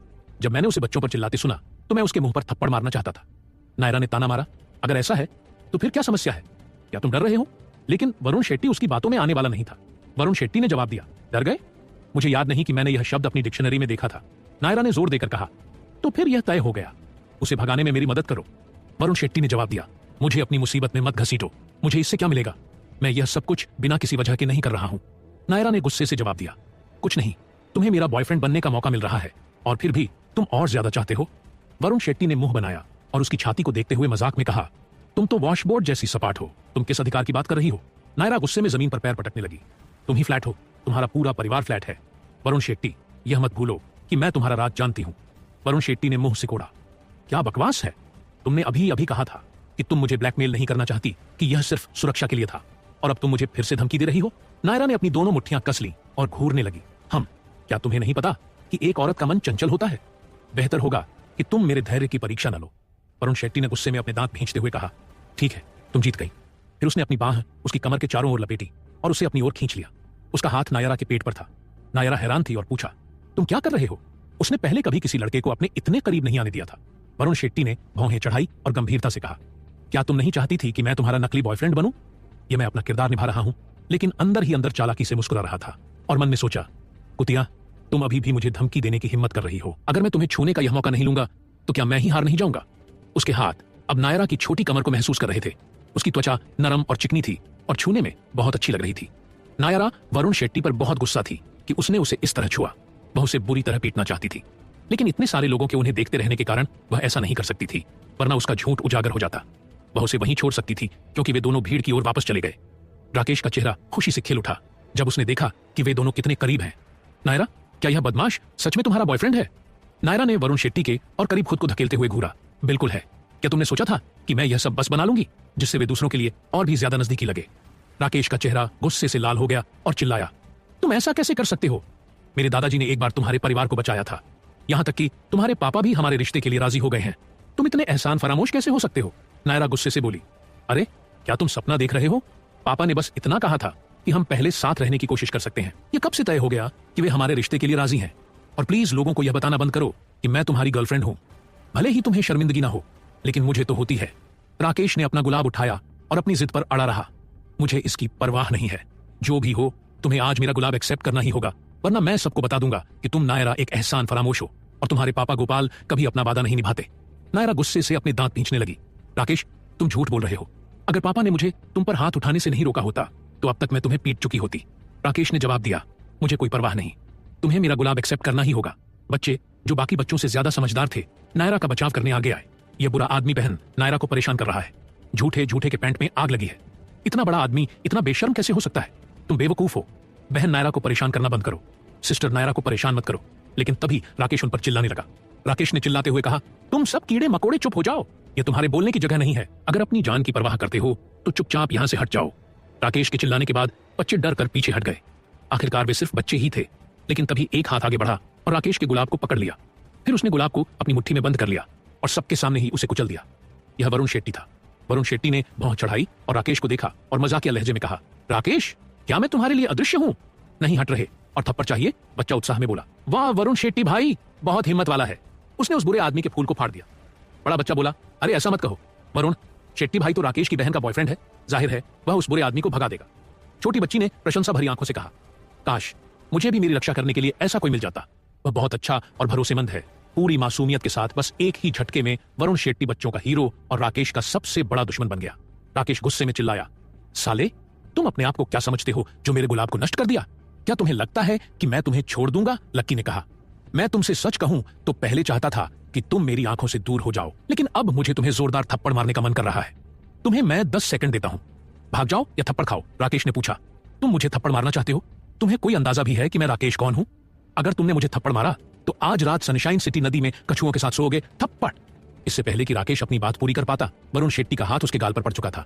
उसके सुंदर चेहरे पर हाथ का सूजा हुआ लाल निशान तुरंत उभर आया। वरुण शेट्टी ने ठंडे स्वर में कहा, यह बच्चों को डराने के लिए। फिर दूसरा हाथ आगे बढ़ाया। थप्पड़। राकेश का दूसरा गाल भी लाल हो गया। वरुण शेट्टी ने प्रहार करते हुए कहा, यह नायरा को धमकाने के लिए थप्पड़, यह बच्चों के सामने गाली देने के लिए थप्पड़, यह ऐसा दिखाने के लिए जैसे तुम सबके बॉस हो। बहू। राकेश का चेहरा अब सूज गया था। उसके गालों पर लाल निशान थे और उसके होठों के किनारों से खून बह रहा था। यह देखना दर्दनाक था। लेकिन जैसे ही उसने सोचा कि वरुण शेट्टी ने उसे थप्पड़ मारना बंद कर दिया है, थप्पड़, यह थप्पड़ इतना जोरदार था कि राकेश उलटकर जमीन पर गिर गया। उसका एक दांत टूट गया था। राकेश ने जमीन से उठते हुए पूछा, बहू हो, यह किसके लिए था? वरुण शेट्टी ने बस उसे देखा और कहा, मैंने तुम्हें 10 सेकंड में चले जाने के लिए नहीं कहा था? खैर उससे भी ज्यादा हो गया है। अगर तुम अभी भी यहां घूमना चाहते हो तो मुझे तुम्हें कुछ और थप्पड़ मारने में कोई आपत्ति नहीं है। राकेश को लगा कि उसकी रीढ़ में सिहरन दौड़ गई है।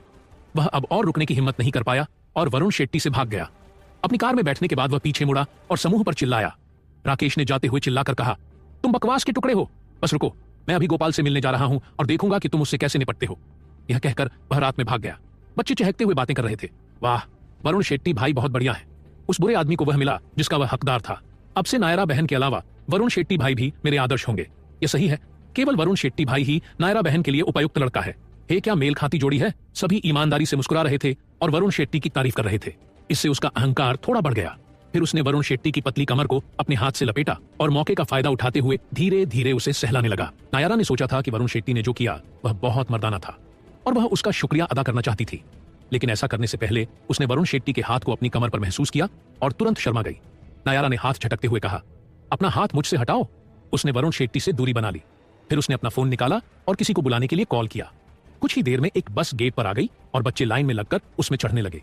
नायरा ने वरुण शेट्टी से कहा, मुझे बच्चों को वापस अनाथालय भेजना है, तुम अब जा सकते हो, हमारा काम यहीं खत्म हो गया है।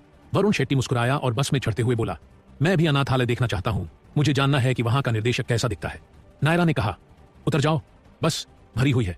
आगे की कहानी जानने के लिए सुनिए कहानी का अगला एपिसोड। नायरा, हमारे पास पर्याप्त सीटें नहीं हैं, कहा और बस में उसके पीछे पीछे चढ़ गई। वरुण, अच्छा अगर कोई सीट नहीं बची है तो तुम यहां मेरे साथ बैठ सकती हो। वरुण ने झट से उसे अपनी गोद में खींच लिया। वरुण मुस्कुराया क्योंकि उसने अपनी गोद में उसके हल्के शरीर को महसूस किया। वह अभी भी उसके शावर जेल की मीठी खुशबू को महसूस कर सकता था और उसके चेहरे पर एक शरारती मुस्कान चमक उठी। नायरा, तुम बिग डैल हो, मुझे जाने दो। नायरा ने बुदबुदाया और वरुण को घूरने लगी। वे बच्चों के साथ बस में थे, इसीलिए वह कोई हंगामा नहीं करना चाहती थी। अगर उसने अभी हंगामा किया होता तो बच्चे समझ जाते कि वह झूठ बोल रही थी और वे बहुत निराश हो जाते। वरुण नहीं, ये मुझे धमकाने का बदला है। वरुण की मुस्कान और चौड़ी हो गई क्योंकि उसने उसे अपनी बाहों में कसकर पकड़ लिया। वरुण, अब मेरे पास एक बढ़िया मौका है। अगर तुम अच्छे से पेश नहीं आई तो मैं बच्चों को बता दूंगा कि उनकी नायरा बहन एक बहुत बड़ी झूठी ही है। नायरा, तुम्हें लगता है कि वे तुम पर विश्वास करेंगे? वरुण, अरे तुमने देखा कि वे मुझे कितना सम्मान देते थे, तुम क्या सोचती हो? वरुण हंसा। नायरा, तुम बेवकूफ हो, तुम्हें लगता है कि तुम मुझे धमका सकते हो। नायरा वरुण को बुरी तरह पीटना चाहती थी लेकिन उसने खुद को रोका। वरुण, अरे मैंने सबसे अच्छे से सीखा है, अब चुपचाप बैठ जाओ और हिलना डुलना बंद करो, नहीं तो मुझे तुम्हारे पीछे थप्पड़ मारना पड़ेगा। वरुण ने मजाक किया। नायरा तुम उफ, मैं अभी तुम्हारा गला घोंटना चाहती हूँ। नायरा पूरी तरह से हताश हो गई थी। वह जो इतनी ताकतवर योद्धा थी, एक बदमाश को उसका फायदा उठाने दे रही थी और फिर भी कुछ कर नहीं सकती थी। वह रोने की कगार पर थी। वह जानती थी कि उसे पहले ही उसे धमकी नहीं देनी चाहिए थी और अब उसे अपने फैसले पर बहुत पछतावा हो रहा था। वरुण, अच्छा वह आदमी कौन था जिसे मैंने थप्पड़ मारा, और तुम्हारे पिता के साथ उसका क्या मामला है? मुझे यह जानना है क्योंकि हो सकता है कि बाद में वह मुझसे बदला लेने आए, वरुण ने पूछा। नायरा भले ही नाराज थी, लेकिन वह एक अच्छी इंसान थी। उसे भी डर था कि वरुण उसकी वजह से मुसीबत में पड़ सकता है। उसने खुद को शांत किया और समझाने लगी। नायरा, वह राकेश मित्तल था। एक बार ऐसा हुआ था जब हमारे परिवार को बहुत परेशानी का सामना करना पड़ा था। पापा को राकेश मित्तल के दादा से बड़ी रकम उधार लेनी पड़ी थी, लेकिन जब संकट खत्म हो गया तो पापा ने धन्यवाद के रूप में उधार लिए गए पैसे से 10 गुना ज्यादा लौटा दिए थे। तब से लेकर अब तक हमारे दोनों परिवारों के बीच अच्छे संबंध रहे हैं, जब तक कि कुछ साल पहले ओल्ड मैन मित्तल का निधन नहीं हो गया। मित्तल परिवार अचानक हमारे पास आया और पुरानी बातें याद दिलाते हुए दावा करने लगा कि परिवार उनका कर्जदार है। वे चाहते थे कि पापा उनकी दयालुता का बदला चुकाएं। उन्होंने यहां तक कहा कि वे पापा से जुड़े हुए थे और इस रिश्ते का इस्तेमाल करके उन्होंने कई तरह के कारोबार शुरू किए। पापा अभी भी उनके एहसान को मानते थे, इसीलिए उन्होंने इसे नजरअंदाज कर दिया, लेकिन वे बहुत ज्यादा लालची हो गए। उन्होंने गलत कारोबार शुरू कर दिया। हाल ही में उन्होंने बीस्ट फाइट रिंग भी शुरू किया है और सुनने में आया है कि वहां लोग मारे भी गए हैं। वरुण, एक जानवरों की लड़ाई का फाइटिंग रिंग, यह क्या होता है? वरुण ने किसी साम्राज्य के फाइटिंग रिंग के बारे में सुना था, जहां योद्धा लोगों के मनोरंजन के लिए एक दूसरे से जान की लड़ाई लड़ते थे, लेकिन उसने कभी नहीं सोचा था कि आज के जमाने में भी ऐसा हो सकता है, और इस शहर में तो बिल्कुल भी नहीं। नायरा, मुझे इसके बारे में ज्यादा जानकारी नहीं है, लेकिन इतना पता है कि वे उस गंदी जगह पर जानवरों को एक दूसरे से लड़वाते हैं और इससे पैसा कमाते हैं। नायरा ने घृणा से कहा। वरुण, अगर ऐसा है तो मित्तल परिवार सिर्फ व्यापारी हैं और ज्यादा खतरनाक नहीं लगते। वरुण को थोड़ी राहत मिली। नायरा, ठीक है, परिवार अकेले इतना ताकतवर नहीं है, लेकिन उनका ब्लैक टाइगर गैंग के साउथ जनरल से काफी गहरा रिश्ता है। सच तो यह है कि राकेश ब्लैक टाइगर गैंग के संरक्षण में ही चलता है। अगर राकेश तुम्हारे पीछे आ रहा है तो वह निश्चित ही उनसे मदद लेगा। नायरा ने चेतावनी दी। वरुण, ब्लैक टाइगर गैंग फिर से हो क्या संयोग है? मेरा उनसे पहले से ही अधूरा हिसाब है। आने दो, मैं सबको कुचल दूंगा। वरुण अपनी आंखों में गुस्से के साथ मुस्कुराया। इससे पहले कि वे और कुछ समझ पाते, बस उनके डेस्टिनी पर पहुंच गई। जब वे अनाथालय पहुंचे तब तक काफी देर हो चुकी थी। बच्चों का सोने का समय हो गया था, इसीलिए उन्होंने जल्दी से वरुण और नायरा को गुड नाइट कहा और नहा धोकर सोने की तैयारी करने लगे। नायरा को लग रहा था कि वरुण सिर्फ उसका फायदा उठाने के लिए यहाँ आया है, लेकिन जैसे ही वे अनाथालय पहुंचे, वह यह देखकर हैरान रह गई कि वरुण अकेले ही वहां घूम रहा था और अपने फोन से कुछ तस्वीरें भी खींच रहा था। नायरा, तुम तस्वीरें क्यों ले रहे हो? नायरा ने पूछा। वह अब भी वरुण से नाराज थी। इन्हें अपने इंस्टाग्राम पर शेयर करने के लिए वरुण अपनी गैलरी से तस्वीरें निकाल रहा था और उन्हें अपनी पोस्ट के लिए चुन रहा था। नायरा, यह बेवकूफी है। मैं सोच रही थी कि तुम काफी बहादुर और समझदार हो, लेकिन यहाँ तुम अनाथालय में अपनी यात्रा की तस्वीरें ले रहे हो और उन्हें सोशल मीडिया पर वैसे ही पोस्ट कर रहे हो जैसे कुछ लोग सिर्फ ध्यान आकर्षित करने के लिए करते हैं। दिखावा कर रहे हो कि तुम दान कर रहे हो, लेकिन असल में तुम कुछ भी नहीं कर रहे। तुम भी उन लोगों की तरह हो जो सिर्फ अपनी वाहवाही करवाने के लिए यहाँ आते हैं। अनाथालय में कुछ समय बिताने के बाद नायरा को कई बार ऐसे लोगों से निराशा मिली थी जो सिर्फ अपने सोशल मीडिया पर तारीफ पाने के लिए यहाँ आते थे। वरुण, ओ, तो तुम्हें सच में लगा कि मैं बहादुर और समझदार हूं? वरुण मुस्कुराया। वह उसकी पिछली बातों से बहुत खुश था। नायरा, हाँ, तुमने दानिश के गलत धंधे वाले कैसीनो को तबाह कर दिया, सभी को हराया और मार भी दिया, उपेंद्र को अपंग बना दिया और विनोद बार को खत्म कर दिया। मैं तुम्हारी हर हरकत पर नजर रख रही थी। सच कहूं तो मुझे लगा था कि तुम वाकई बहुत अच्छे और बहादुर हो, लेकिन अब मुझे तुमसे बहुत निराशा हो रही है। नायरा का चेहरा गुस्से से लाल हो गया। वरुण, हो आओ, मैं तुम्हें दिखाता हूं कि मैं इंस्टाग्राम का इस्तेमाल कैसे करता हूं, फिर देखना कि तुम्हारी राय बदलती है या नहीं। वरुण ने अपना फोन उसकी ओर बढ़ा दिया। नायरा को ज्यादा उम्मीद नहीं थी, लेकिन फिर भी उसने एक नजर डालने का फैसला किया। जैसे ही उसने स्क्रीन देखी, वह चौंक गई। वरुण ने अनाथालय की 9 तस्वीरें एक पोस्ट में डाली थीं। इन तस्वीरों में दिखाया गया था कि अनाथालय कितना पुराना और जर्जर हो चुका है। वहां जरूरी सुविधाओं की कमी थी, बच्चों के नहाने के लिए गर्म पानी नहीं था, रसोई घर की हालत बहुत खराब थी और अन्य जरूरी चीजें भी नवादत थी। पोस्ट के कैप्शन में लिखा था, अनाथालय की यात्रा। मैं दिखावटी बातें नहीं करूंगा। वरुण ज्वेलरी के लॉन्च से होने वाली आधी कमाई इस अनाथालय को दान कर दी जाएगी। मैं अपना वादा निभाने के लिए प्रतिबद्ध हूं। कोई भी इसे देख सकता है और मेरी बात पर नजर रख सकता है। लॉन्च की उल्टी गिनती 2 दिन। वरुण ने अभी अभी तस्वीरें पोस्ट की थी, लेकिन एक फैंस का ध्यान पहले ही उन पर आ गया था। यूजर एक, हे भगवान भाई वरुण बहुत बढ़िया है, उसने कमाई का आधा हिस्सा दान में दे दिया। ये तो कमाल की बात है, ये इतिहास बनने वाला है। यूजर 2, इसमें कोई शक नहीं, ये तो मुनाफे का आधा हिस्सा है, ये बहुत बड़ी रकम होगी। यूजर 3, नुकसान में रहकर भी दान करना। जब हिम्मत की बात आती है तो भाई वरुण जैसा कोई नहीं। समर, मुझे भाई वरुण के ग्रुप का हिस्सा होने पर गर्व है। भाई वरुण सच में दुनिया के सबसे अच्छे इंसान है। वरुण के फैंस एक्टिव हो गए और उसकी पोस्ट को अपनी दीवारों, मैसेज, पेज और ग्रुप्स में शेयर करने लगे। कुछ ही सेकंड में लाइक, कमेंट और शेयर की बाढ़ आ गई। पोस्ट तेजी से इंस्टाग्राम पर सबसे ज्यादा ट्रेंड करने लगी। जैसे जैसे खबर फैली, वरुण के फैन क्लब में नए लोग जुड़ने लगे और ज्यादा से ज्यादा लोग लॉन्च पर आने का वादा करने लगे। वरुण कैसा लगा? मैं जबरदस्त हूं, है ना? वरुण ने हैरान नायरा से पूछा।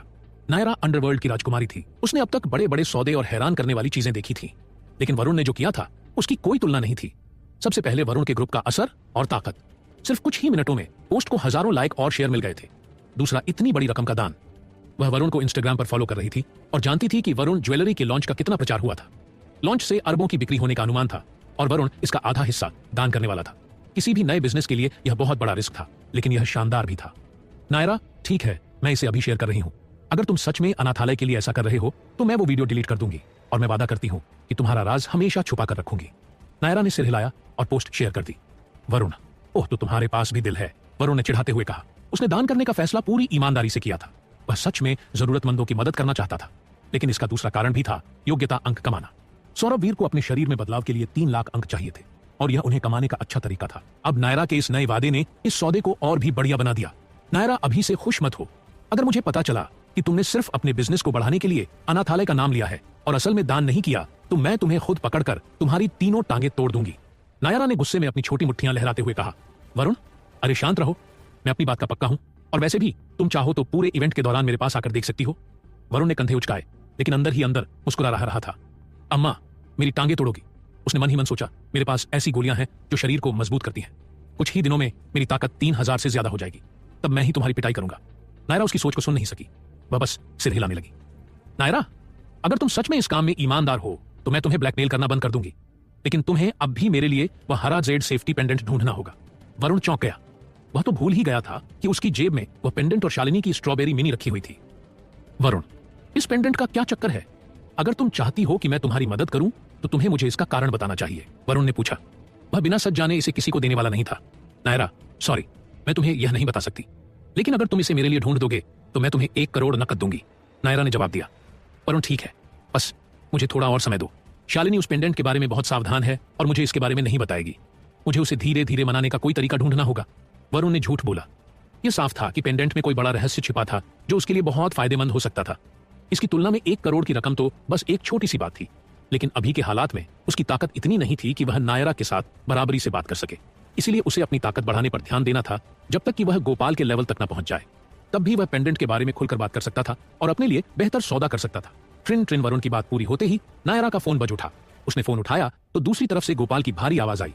गोपाल, नायरा, अगर तुम वरुण के साथ हो तो उसे लेकर घर आओ अभी। वरुण, क्या बात है? वरुण ने पूछा। नायरा, जरूर राकेश ने घर जाकर हमारे बारे में पापा को बता दिया होगा। पापा चाहते हैं कि मैं तुम्हें उनके पास ले जाऊं, नायरा ने जवाब दिया। वरुण, उफ, क्या मैं मना नहीं कर सकता? वरुण परेशान हो गया। उसे गोपाल की शख्सियत पसंद थी, लेकिन वह जानता था कि इस मीटिंग से कोई अच्छी बात नहीं निकलने वाली, खासकर जब वह कमीना राकेश इसमें शामिल हो। नायरा, बेवकूफ, तुम मेरे नकली बॉयफ्रेंड हो, याद है? अगर तुम नहीं गए तो सबको सच पता चल जाएगा, नायरा ने सख्ती से कहा। वरुण, रुको, मैंने बस तुम्हारा बॉयफ्रेंड बनने का नाटक किया था, क्या अब मुझे पूरी जिंदगी यही करना होगा? वरुण ने चिढ़कर कहा। नायरा, मुझे कोई परवाह नहीं, तुम इस नाटक का हिस्सा बन चुके हो तो अब तुम्हें इसे निभाना पड़ेगा, चाहे तुम चाहो या नहीं। और वैसे भी जब पापा किसी से मिलने को कहें तो कोई उन्हें मना नहीं कर सकता। उफ, वरुण का सिर दुखने लगा। उसे यह मानना पड़ा कि सनराइजर्स सिटी में कोई भी इतना हिम्मती नहीं था कि गोपाल को मना कर सके, अगर वह खुद मिलने के लिए बुला रहे हो। वरुण, ठीक है, मैं तुम्हारे साथ चलूंगा, लेकिन मेरे पास एक प्लान है, हम यह करने जा रहे हैं। इसके बाद वरुण ने जल्दी से अपनी योजना बताई। आगे की कहानी जानने के लिए सुनिए कहानी का अगला एपिसोड। जब वह खत्म हुआ तो नायरा की आंखें हैरानी से फैल गईं। वह उसे ऐसे घूर रही थी जैसे वह दुनिया का सबसे चालाक आदमी हो। नॉर्थ माउंटेन रेजिडेंस विला के लिविंग रूम में 3 लोग बैठे थे। गोपाल बीच में मुख्य कुर्सी पर बैठे थे। उनके हाथ में चंदन की माला थी और वह शांति से ध्यान कर रहे थे। वह कुछ भी ना करते हुए भी सनराइजर्स सिटी के अंडरवर्ल्ड के सबसे बड़े बॉस की आभा बिखेर रहे थे। दूसरी तरफ एक लड़का और एक अधेड़ उम्र का आदमी बैठे थे। दोनों ही बेचैन लग रहे थे। लड़के का चेहरा बुरी तरह सूजा हुआ था। वह कोई और नहीं, राकेश मित्तल था। उसके बगल में बैठा अधेड़ आदमी उसका पिता धनंजय मित्तल था। धनंजय मित्तल ने, मास्टर गोपाल, हमारे दोनों परिवारों का रिश्ता हमेशा से मजबूत रहा है। मेरे पिता ने तुम्हारी सबसे बड़ी जरूरत के समय में तुम्हारी मदद की थी।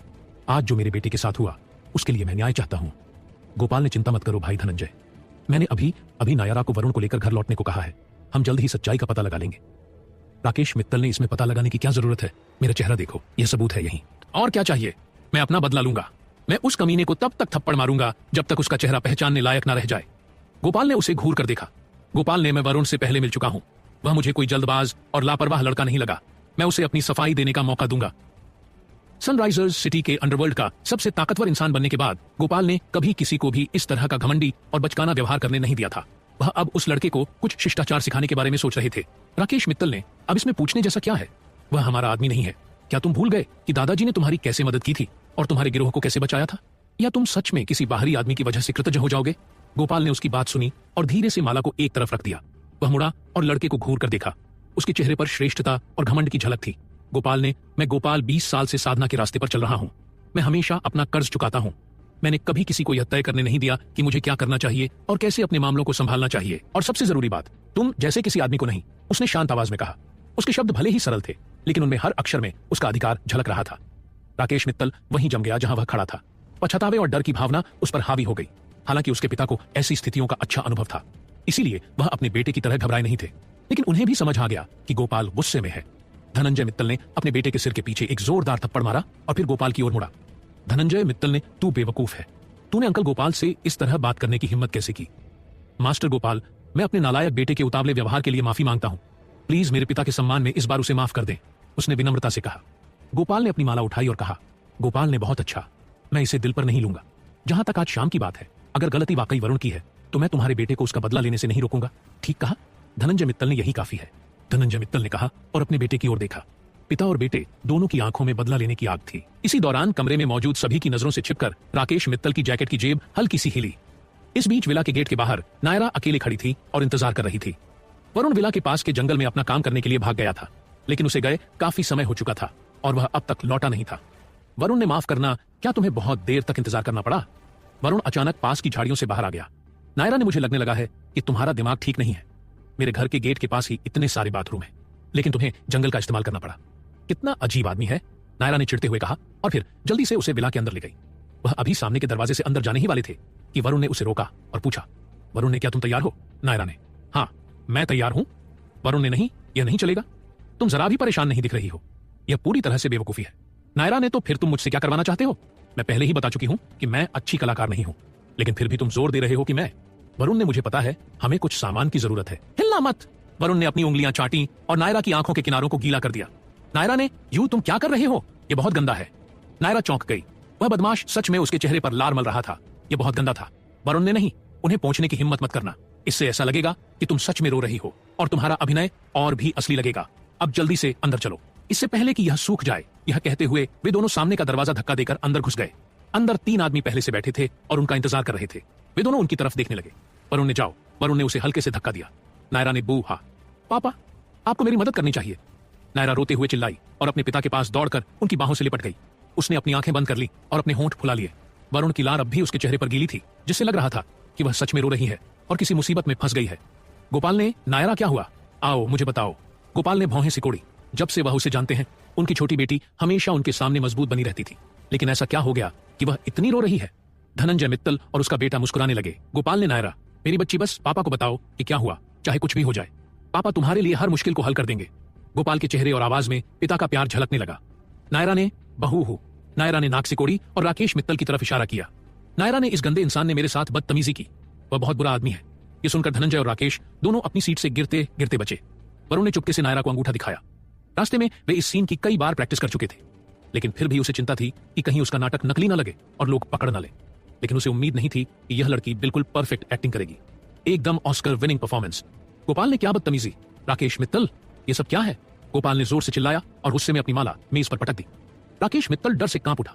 उसे ऐसा लगा जैसे उसके चारों तरफ एक भयानक और खतरनाक सर्द हवा फैल गई हो। गोपाल ने, ये छेड़छाड़, राकेश इसका क्या मतलब है? गोपाल ने चिल्लाते हुए अपनी माला को मेज पर पटक दिया।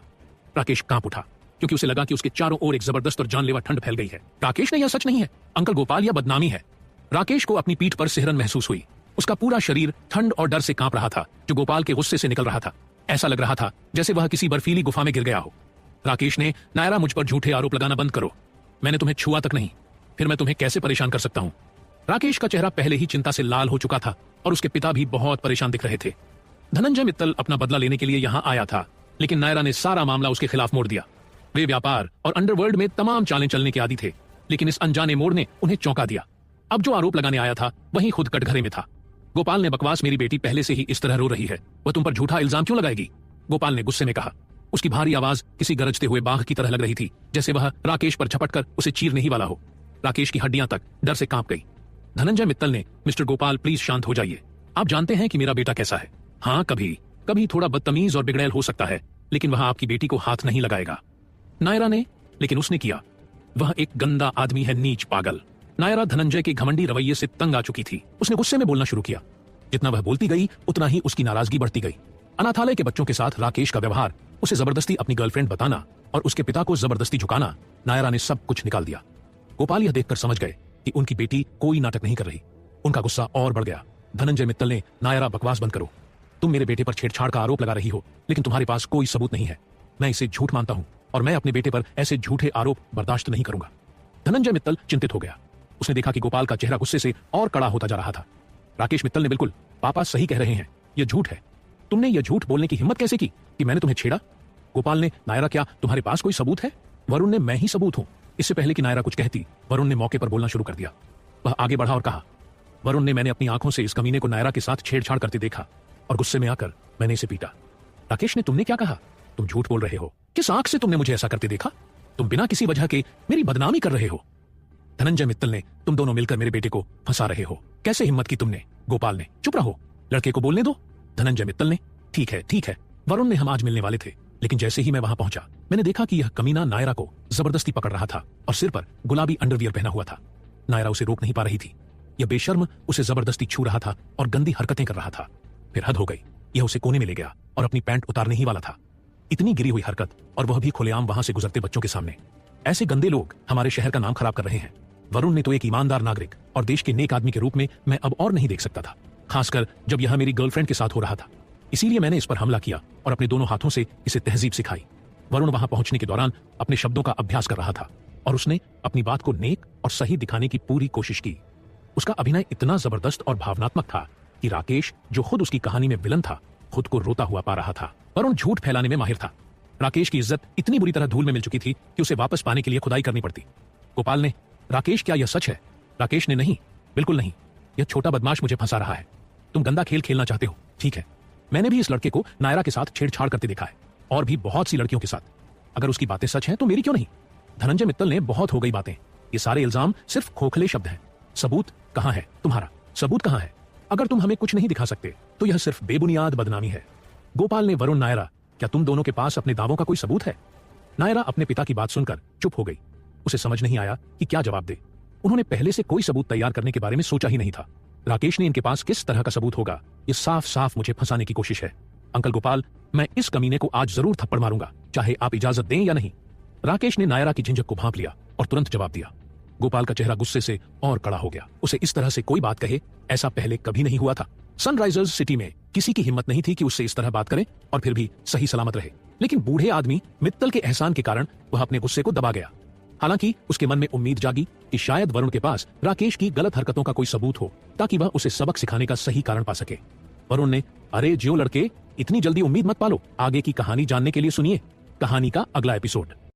राकेश मित्तल, क्या तुम्हें लगता है कि मैं यहां बिना किसी सबूत के आऊंगा और सबका समय बर्बाद करूंगा? वाह, तुमने अभी जो कुछ भी कहा सब झूठ है। अगर तुम्हारे पास सच में कोई सबूत है तो मैं अभी अपना सिर दीवार में मार दूंगा। वरुण, हो, मैं वाकई सोच रहा हूं कि तुम्हारे पास अक्ल भी है या नहीं। वरुण मुस्कुराया और आगे बोला, वरुण, हो सकता है कि मैंने अपने साथ सबूत ना लाया हो, लेकिन एक सबूत तो तुम्हारी जेब में ही है। क्या तुम्हें याद नहीं, तुमने गुलाबी अंडरवियर अपनी जैकेट की जेब में रख लिया था? वरुण यह कहते हुए मन ही मन मुस्कुरा रहा था, क्योंकि उसे पता था कि अब धमाका होने वाला है। राकेश, हाँ, तुम पागल हो। मेरी जेब में सिर्फ सिगरेट है। मैं अभी अपनी जेब पलट सकता हूं और देखता हूं कि फिर तुम क्या बहाना बनाते हो।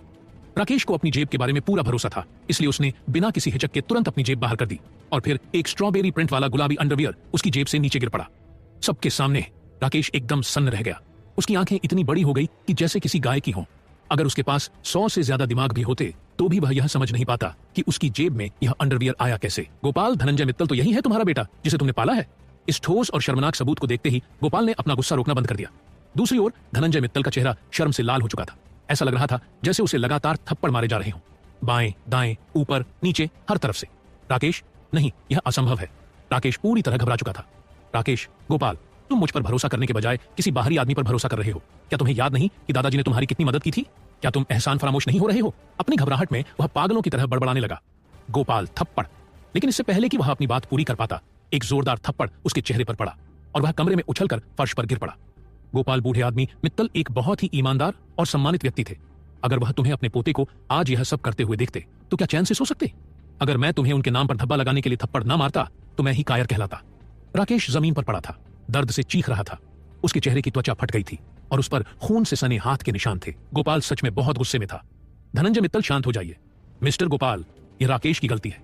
मैं उसकी ओर से नायरा से माफी मांगता हूं। प्लीज नाराज मत होइए। कांपते हुए धनंजय मित्तल जल्दी से राकेश को बचाने के लिए आगे बढ़ा। गोपाल, तुम्हारे बेटे ने ऐसी हरकत की और तुम मुझसे शांत रहने को कह रहे हो? उसने मेरी बेटी को छूने की हिम्मत की। शायद वह मुझे भी थप्पड़ मार दे। गोपाल का स्वर कड़क और धमकी भरा था। गोपाल, आज से मैं नायरा के तुम्हारे बेटे को ना मारने के आदेश को रद्द करता हूं। अगर राकेश ने फिर से कोई गड़बड़ की तो उसे इसके नतीजे भुगतने होंगे। नायरा, हाँ हाँ, ये तो बहुत बढ़िया हुआ। नायरा खुशी से चमक उठी। नायरा, सुना तुमने राकेश? अगली बार अगर तुम मेरे आसपास भी दिखाई दिए तो तुम्हारी खैर नहीं।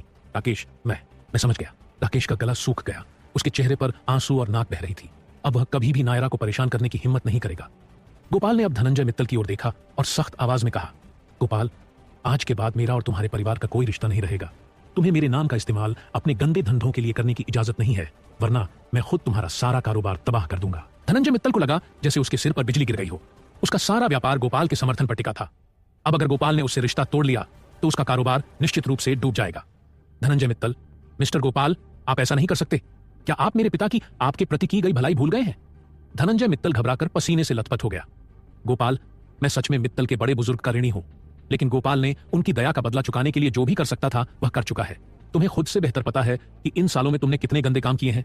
अब मेरे घर से निकल जाओ, इससे पहले कि मैं तुम्हें बाहर फेंक दूं। गोपाल की आवाज गहरी और भारी हो गई। कमरे में एक अजीब सी ठंडक फैल गई। धनंजय मित्तल जानता था कि गोपाल कभी भी अपनी बात से पीछे नहीं हटेगा। मजबूर होकर वह अपने बेटे के साथ वहां से चला गया। नायरा, पिताजी, यह तो बहुत जबरदस्त था। मैं इस दिन का बहुत समय से इंतजार कर रही थी। नायरा खुशी से उछल पड़ी। गोपाल, जाओ, पहले अपना चेहरा धो लो। देखो, लार से सारा चेहरा गीला कर लिया है। नायरा, पिताजी, आपको यह पहले से पता था? गोपाल, अगर मैं इतनी छोटी छोटी चालों को न समझ पाता तो आज भी अपनी जगह सुरक्षित नहीं रख पाता। गोपाल ने हल्की मुस्कान के साथ जवाब दिया।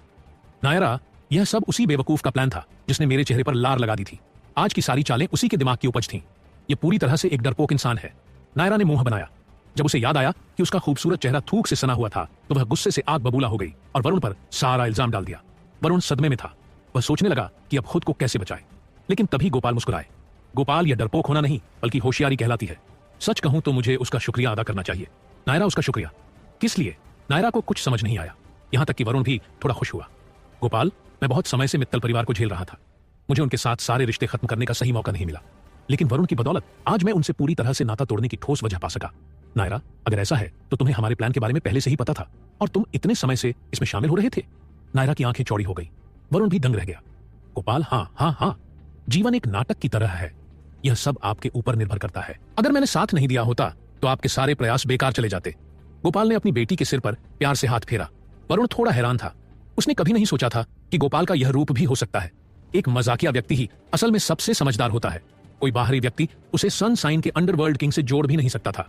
इसके बाद गोपाल ने खुद चाय बनाई और अपनी बेटी को अपनी पसंद की मिठाई या फल मंगवाने की इजाजत दी।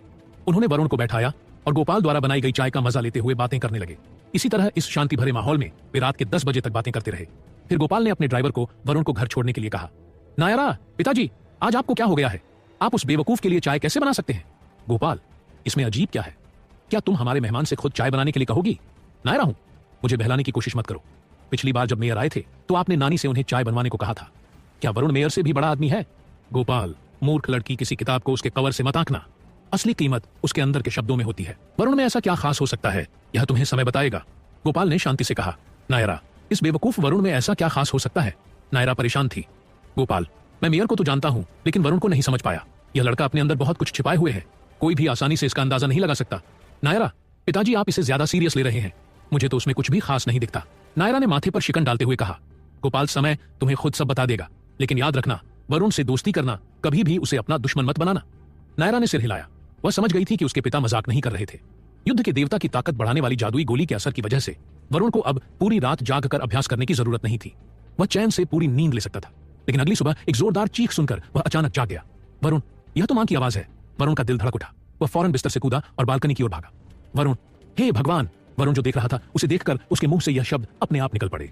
विला के बगीचे के ठीक बीच में 3 घने आड़ू के पेड़ खड़े थे। हर पेड़ 2 मंजिल ऊंचा था। उनके तने मोटे और मजबूत थे और शाखाएं पत्तों से भरी हुई थीं। पत्तों के बीच बड़े बड़े गुलाबी आड़ू झूल रहे थे। वे ताजा, रसीले और चमकदार थे। वरुण ने परियों के जादुई उर्वरक का इस्तेमाल किया था और अब देखो, यह पेड़ रातों रात फल से लद गए थे। यह एकदम अस्वाभाविक था। वरुण की माँ, यह क्या हुआ? वरुण की माँ का चेहरा पड़ गया था। वरुण भी परेशान था, लेकिन जल्दी से संभल कर बोला, वरुण माँ अंदर चलिए, मैं आपको सब समझाता हूँ। असल में मेरे दोस्त ने एक हाईटेक नैनो सुपर फर्टिलाइजर बनाया है। यही वजह है कि आड़ू के पेड़ इतनी तेजी से बढ़ गए। वरुण ने अपनी झूठी कहानियां गढ़ने की कला का इस्तेमाल किया। वरुण, इसमें कई तरह के साइंस के फार्मूले हैं, और वैसे भी अगर मैं समझाऊं भी तो आपको समझ नहीं आएगा। बस इतना जान लीजिए कि यह इस समय दुनिया की सबसे उन्नत टेक्नोलॉजी है, और यह हमारे देश की बहुत ही गुप्त जानकारी है। हमारे देश के कई दुश्मन इस पर अपना हाथ रखना चाहते हैं, इसलिए अगर यह बात बाहर निकली तो हम देश के दुश्मन समझे जाएंगे। वरुण की माँ, ओह, यह तो बहुत गंभीर बात है। वरुण की माँ घबरा गई, उनका चेहरा सफेद पड़ गया। वरुण के पिता, हम एक शब्द भी नहीं कहेंगे। बिल्कुल नहीं, हम लोग अपने देश से कभी गद्दारी नहीं करेंगे। यह राज हमारे साथ ही खत्म हो जाएगा। वरुण के पिता ने गंभीर चेहरा बनाते हुए सख्त लहजे में कहा। जब दोनों बुजुर्गों ने इतनी मजबूती से अपनी बात रखी तो वरुण ने चैन की सांस ली। वरुण, अगर कोई पूछेगा तो हम बस यही कहेंगे कि आड़ू के पेड़ यहां बाहर से लाए गए थे। जब तक हम तीनों एक ही बात कहेंगे तब तक किसी को शक नहीं होगा। वरुण के माता पिता, ठीक है, कोई दिक्कत नहीं। वरुण, तुम यहीं बैठो, मैं जाकर तुम्हारे लिए कुछ आड़ू तोड़ लाता हूं। वरुण मुस्कुराया और बगीचे की तरफ बढ़ गया। आड़ू का नाम सुनते ही उनके मुंह में पानी आ गया। जैसे ही उन्होंने इसके बारे में सोचा, भूख और प्यास दोनों तेज हो गई। जल्द ही वरुण ने 1 दर्जन बड़े गोल आड़ू तोड़ लिए। उन्हें धोकर वह वापस आया और अपने माता पिता के सामने रख दिया। उन्होंने बिना देर किए एक एक आड़ू उठाया और गहरी खुशी के साथ उसमें काट लिया। तभी अचानक जोबाई वहां आ पहुंचा। उसकी आंखें टेबल पर रखे आड़ू पर खड़ी थीं। वरुण, छोटी लालची बिल्ली।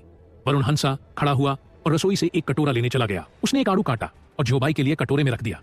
यह छोटा सा लड़का असल में एक घमंडी शक्तिशाली जेड शेर आत्मिक जानवर था, लेकिन जैसे ही खाने की बात आई उसने अपनी असली फितरत दिखा दी। वह एक भूखे स्वर की तरह खाने लगा। वरुण कैसा है? वरुण के पिता, बहुत बढ़िया स्वाद है, बिल्कुल वैसा ही जैसा मुझे याद था, लेकिन लगता है कुछ कमी है। वरुण, किस चीज की कमी? वरुण ने सिर खुजलाया और हाथ में लिया हुआ आड़ू छका। स्वाद तो वैसा ही था, मुंह में पानी लाने वाला, लेकिन वह खास एहसास गायब था। वरुण ने कुछ देर सोचा और फिर समझ गया। वरुण की माँ, तुम क्या बड़बड़ा रहे हो? इसमें कोई कमी नहीं है, स्वाद तो कमाल का है। वरुण की माँ ने मुंह भरे भरे ही कहा। वरुण की माँ, वरुण जाओ और कुछ और आड़ू ले आओ। जब लुओ तुम्हारे पिता का इलाज करने आएगी तो उसे भी कुछ घर ले जाने के लिए दे देना। वरुण, ओह, वह आ जा रही है? वरुण की माँ, वह हर 3 दिन में आती है। तुम किस तरह के प्रेमी हो, कितने गैर जिम्मेदार हो। वरुण की माँ ने उसे डांटते हुए कहा। वरुण के पिता, अपनी माँ की बात सुनो, जाओ और कुछ अच्छे आड़ू ले आओ। लुओ की वजह से ही मैं इतना ठीक हो पाया हूं, तुम्हें उसके लिए सबसे बड़ा और सबसे मीठा आड़ू लाना होगा। वरुण, ठीक है। वरुण थोड़ा परेशान हो गया। उसके माता पिता लुओ को कुछ ज्यादा ही पसंद करते थे। अचानक जुबाई ने हल्की सी आवाज निकाली और वरुण की ओर देखते हुए आंख मार दी, मानो कह रही हो, मैं तुम्हारे साथ हूं। वरुण को बहुत अच्छा लगा और उसे थोड़ी राहत भी मिली। फिर वह चुपचाप आड़ू तोड़ने चला गया। इसके बाद वरुण की माँ कुछ रुपए लेकर बाजार चली गई। वह आमतौर पर बहुत बचत करने वाली थी, लेकिन आज उनकी प्यारी बहू आने वाली थी तो उन्होंने इस खुशी में दिल खोलकर खर्च करने का फैसला किया। आगे की कहानी जानने के लिए सुनिए कहानी का अगला एपिसोड। 2 घंटे बीत चुके थे। वरुण अपने कमरे में लेटा हुआ था और रेड एनवेलप चैट ग्रुप देख रहा था। तभी अचानक उसने घर के बाहर जोरदार आवाजें सुनी। इसके साथ ही कुछ बड़े कुत्तों के भौंकने की गहरी डरावनी आवाजें भी आ रही थीं। कुछ गड़बड़ थी। वह झट से उठा और बाहर देखने चला गया। जैसे ही वह पहुंचा, उसकी नजर अपनी मां पर पड़ी। वह जमीन पर बैठी थी। उनके खरीदे हुए सामान के बैग चारों ओर बिखरे पड़े थे। करीब आधे मीटर की दूरी पर एक काली BMW SUV खड़ी थी। एक हट्टा कट्टा आदमी कार से उतरा और उन पर चिल्लाया, क्या तुम अंधी हो बूढ़ी औरत? मेरी कार के ठीक सामने से गुजर रही हो। अगर मैंने समय रहते गाड़ी नहीं मोड़ी होती तो तुम मर चुकी होती। Woof woof woof. BMW की पिछली सीट पर एक खतरनाक जर्मन शेफर्ड कुत्ता बैठा था, जो लगातार उछल कूद कर रहा था और भौंक रहा था। वरुण की मां डर के मारे पीली पड़ गई और कांपने लगी। मां, मैंने सड़क पार करने से पहले यह देख लिया था कि कोई कार तो नहीं आ रही। तुम बहुत तेज गाड़ी चला रहे थे। तुम अचानक कहीं से आ गए। आदमी, तुमने मुझे दोष देने की हिम्मत कैसे की? क्या तुम मुझसे पैसे ऐंठने की कोशिश कर रही हो? मुझसे टकरा, सारा दोष मुझ पर डालो और फिर मुआवजा मांगो। क्या यही तुम्हारी चाल है? मां, मुझे पैसे नहीं चाहिए, मैं बस तुम्हें बता रही हूं। वरुण की मां ने समझाया, लेकिन वह आदमी सुनने के मूड में नहीं था। वह और भी जोर से चिल्लाया, क्या बकवास कर रही हो? क्या तुम्हें पता है कि मैं कौन हूं? मुझे ब्लैकमेल करने की तुम्हारी हिम्मत कैसे हुई? जीने से ऊब गई हो? वरुण की मां निराश हो गई। उन्हें बहुत गलत समझा जा रहा था, लेकिन वह कोई झगड़ा नहीं चाहती थी, इसलिए वह जाने के लिए उठ खड़ी हुई। लेकिन गिरने की वजह से उनके टखने में चोट लग गई थी। वह सीधे खड़ी नहीं हो सकी और कार की ओर गिर पड़ी। आदमी, क्या बकवास है? क्या तुम सच में मेरे पैसे ऐंठने के लिए इतनी बेताब हो? मर जाओ, आदमी चिल्लाया। उसने अपना हाथ उठाया और उन्हें जोर से धक्का दे दिया, जिससे उनका संतुलन बिगड़ गया। इस बार क्योंकि वह तैयार नहीं थी, वह अपने सिर के बल गिरने वाली थी। यह बहुत बुरा हो सकता था। वरुण बिजली की तरह दौड़ा और आखिरी पल में उन्हें पकड़ लिया। वरुण, तुमने मेरी मां को धक्का क्यों दिया? आदमी, क्यों? क्या तुम्हें पता है कि मेरी कार की कीमत कितनी है? अगर यह औरत इसे खरोंच भी दे दे तो क्या इसकी भरपाई कर पाओगे? धड़ाम। इससे पहले कि वह आदमी अपनी बात पूरी कर पाता, वरुण ने उसे पेट में जोरदार लात मार दी। इस जबरदस्त टक्कर से वह आदमी उछलकर दूर जा गिरा और उल्का पिंड की तरह अपनी कार के ऊपर जोरदार धमाके के साथ गिरा। वरुण ने इस किक में अपनी ताकत का केवल 1/3 ही इस्तेमाल किया था। वह अपनी मां के सामने किसी को मारना नहीं चाहता था। अगर वह पूरी ताकत से मारता तो उस आदमी की आंतें बाहर आ जाती। आदमी, तुम्हारी हिम्मत कैसे हुई मुझे लात मारने की? आदमी ऐसा दिखा जैसे उसे कोई चोट लगी ही नहीं, लेकिन उसमें इतनी ताकत थी कि वह चिल्ला सकता था।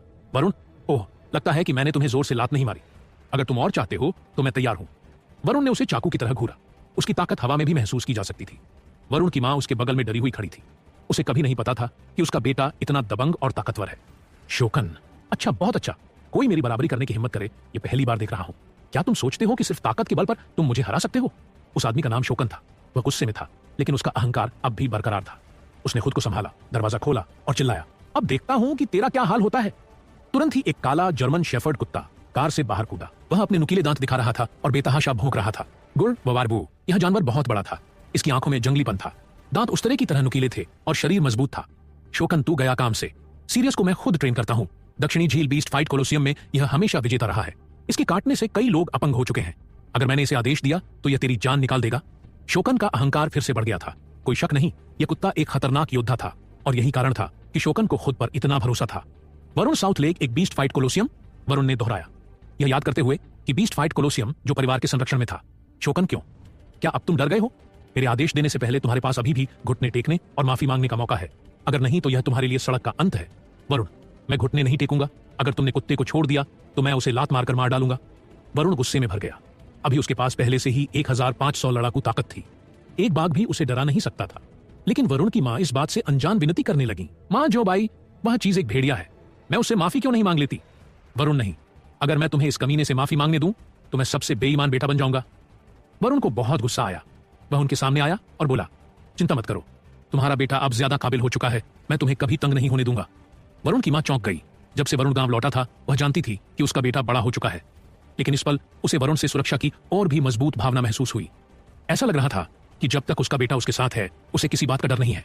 शोकन ने अपनी बड़ी भुजा उठाई और चिल्लाया, ठीक ठीक है, क्योंकि तुम मरना चाहते हो, मैं तुम्हारी इच्छा पूरी करूंगा। सीरियस, इस कमीने पर हमला करो। अरु, काला जर्मन शेफर्ड वरुण की ओर दौड़ते हुए भौंकने लगा। कहने की जरूरत नहीं कि यह बहुत तेज और ताकतवर था। जब इसके पंजे जमीन पर पड़ते तो सफेद निशान छोड़ जाते। इसके दांत भी बहुत नुकीले थे। अगर यह काटता तो सिर्फ मांस नहीं नोचता बल्कि छोड़ता भी नहीं। सामान्य लोगों के लिए इस जानवर का सामना करना किसी आपदा से कम नहीं होता, लेकिन वरुण निडर था। उसने अपने पैर मोड़े और कुत्ते की अपनी सीमा में आने का इंतजार करने लगा ताकि वह उसे जोरदार लात मार सके। जर्मन शेफर्ड पूरी गति से आगे बढ़ा, लेकिन अचानक रुक गया। उसके पंजे मुड़ गए, आंखें कसकर बंद हो गई।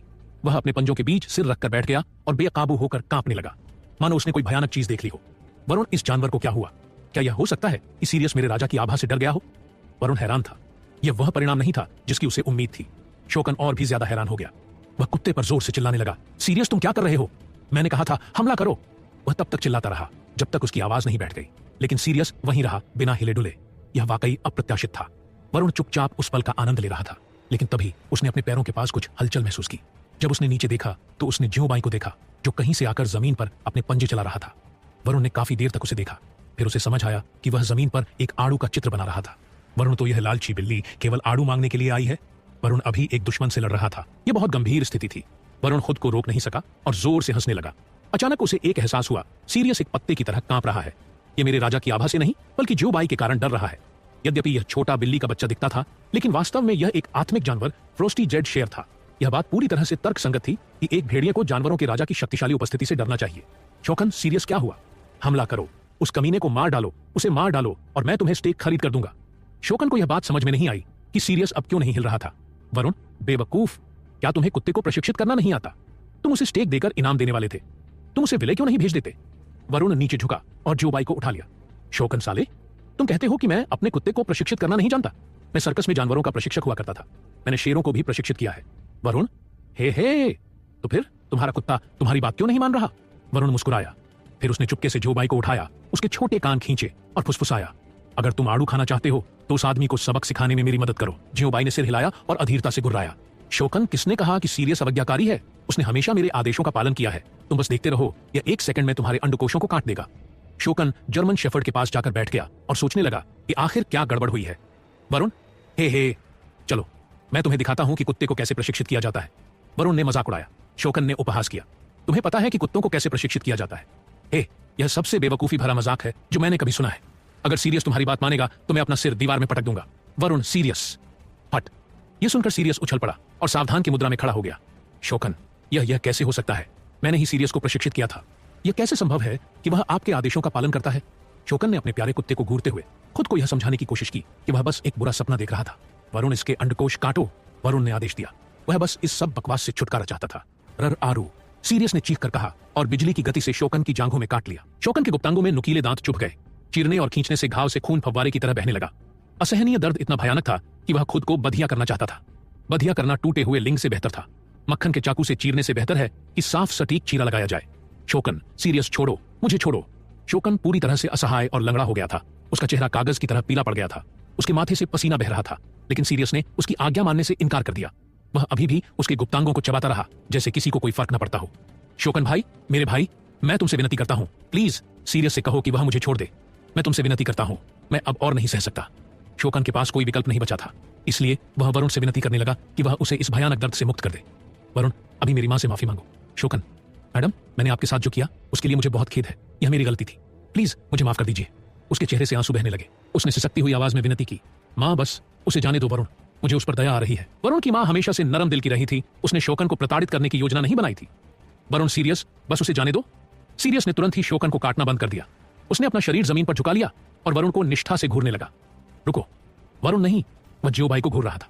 यह बिल्कुल स्पष्ट था कि जियोबाई अपने सभी आदेश सीरियस को भेज रहा था। इस प्रकार सीरियस वास्तव में जियोबाई का पालतू था। शोकन, कमीने, बस रुको और देखो, मैं तुम्हें अपने नुकसान की कीमत अवश्य चुकाने पर मजबूर करूंगा। शोकन अपने खून से लथपथ अंडकोशों को सहलाते हुए खड़ा हो गया। वह अपनी टूटी हुई कार में सवार हुआ और तेजी से चला गया। यह बहुत प्रभावशाली था कि वह सीरियस द्वारा काटे जाने के बाद भी खड़ा होकर गाड़ी चला सकता था। हालांकि अगर वरुण ने उस पर नट बस्टर का इस्तेमाल किया होता तो वह निश्चित रूप से खड़े होकर चलने की ताकत खो देता। अंत में उसने सीरियस को पीछे छोड़ दिया। वरुण, तुम वाकई बहुत बहादुर हो, तुम मेरे परिवार की रक्षा कर सकते हो, वरुण ने सीरियस को घूरते हुए कहा। जियोबाई ने भी सीरियस को घूरते हुए कहा। सीरियस ने जल्दी से उछलकर अपनी पूंछ हिलाई और वरुण और उनकी मां के प्रति अपनी मित्रता दिखाई। साथ ही उसने वरुण की मां को सभी गिरी हुई सब्जियां उठाने में मदद की। कितना होशियार कुत्ता है। उसके बाद वरुण ने अपनी मां की मदद करके दोपहर का खाना बनाना शुरू कर दिया। वादे के मुताबिक लुओ दोपहर का खाना तैयार होने पर वरुण के घर आई। आज उसने एक लंबी नीली पोशाक पहनी थी। पोशाक मुलायम लग रही थी, जैसे कि वह रेशम से बनी हो। सही फिटिंग उसके सुडोल शरीर को दिखा रही थी। हालांकि वरुण के बगीचे में आड़ू देखकर सारी कोमलता हवा में उड़ गई। वह भूखी थी। उसकी लार ग्रंथि से बहुत ज्यादा लार निकल रही थी। वह पेड़ पर चढ़ने और जितना हो सके उतना खाने के लिए बेताब थी। वरुण, मेरी सुंदरी लुओ, अंदर आओ। हमारे घर में बहुत सारे आड़ू हैं। मैंने तुम्हारे लिए आड़ू से भरी एक प्लेट तैयार की है। वरुण उसका स्वागत करने के लिए दरवाजे पर आया। लुओ शर्मा गई। उसने अपना सिर नीचे झुकाया और वरुण को उपहारों के 2 पैकेट दिए। लो, ये आपके माता पिता के लिए है। वरुण, अरे तुम बहुत अच्छी बहू हो। कोई आश्चर्य नहीं कि मेरे माता पिता तुम्हें इतना पसंद करते हैं। मैं अपने ही घर में लगभग अजनबी हो गया हूं। लुओ, अरे कमीने, मेरा फायदा मत उठा।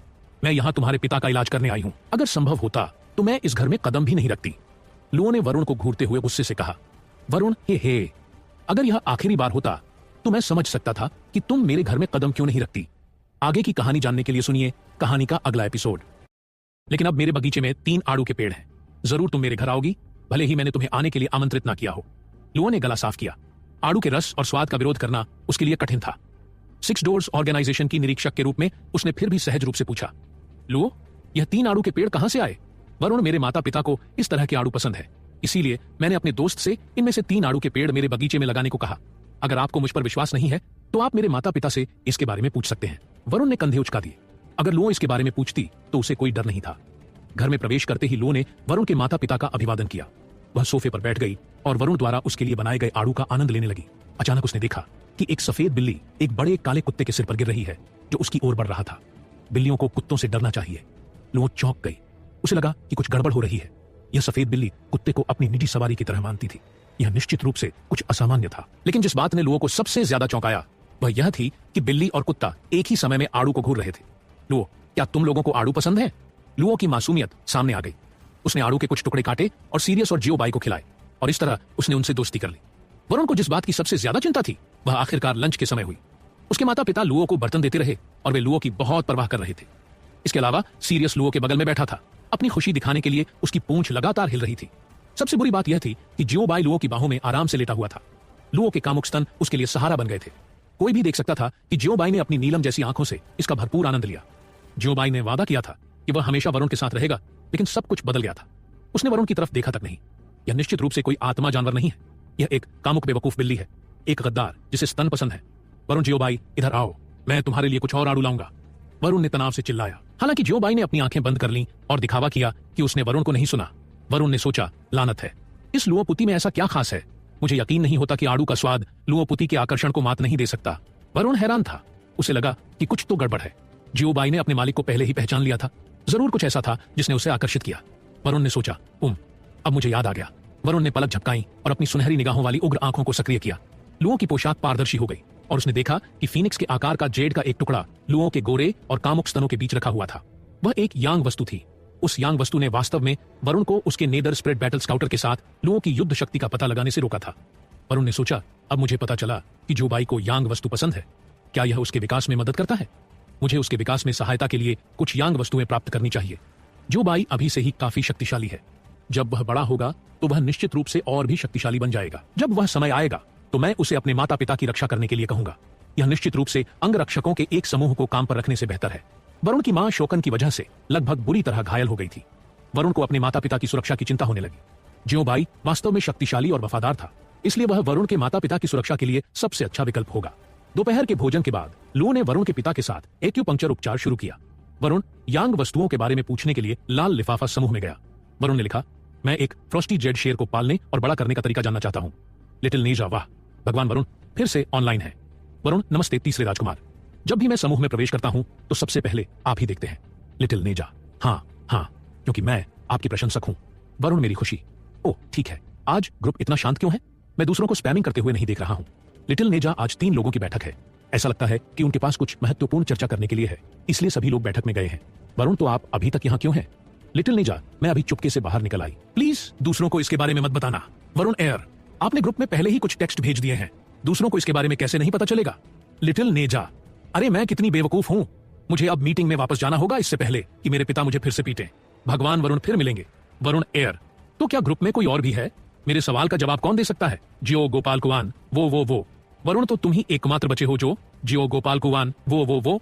वरुण, क्या तुम कोई मानवीय भाषा जानते हो? मैं तुम्हारी भाषा बिल्कुल नहीं समझ सकता। झंकार, भाई हो, आपने जियो गोपाल कुवान से एक लाल लिफाफा छीन लिया है। आपको जूलिंगलिज्म का शब्दकोश मिल गया है।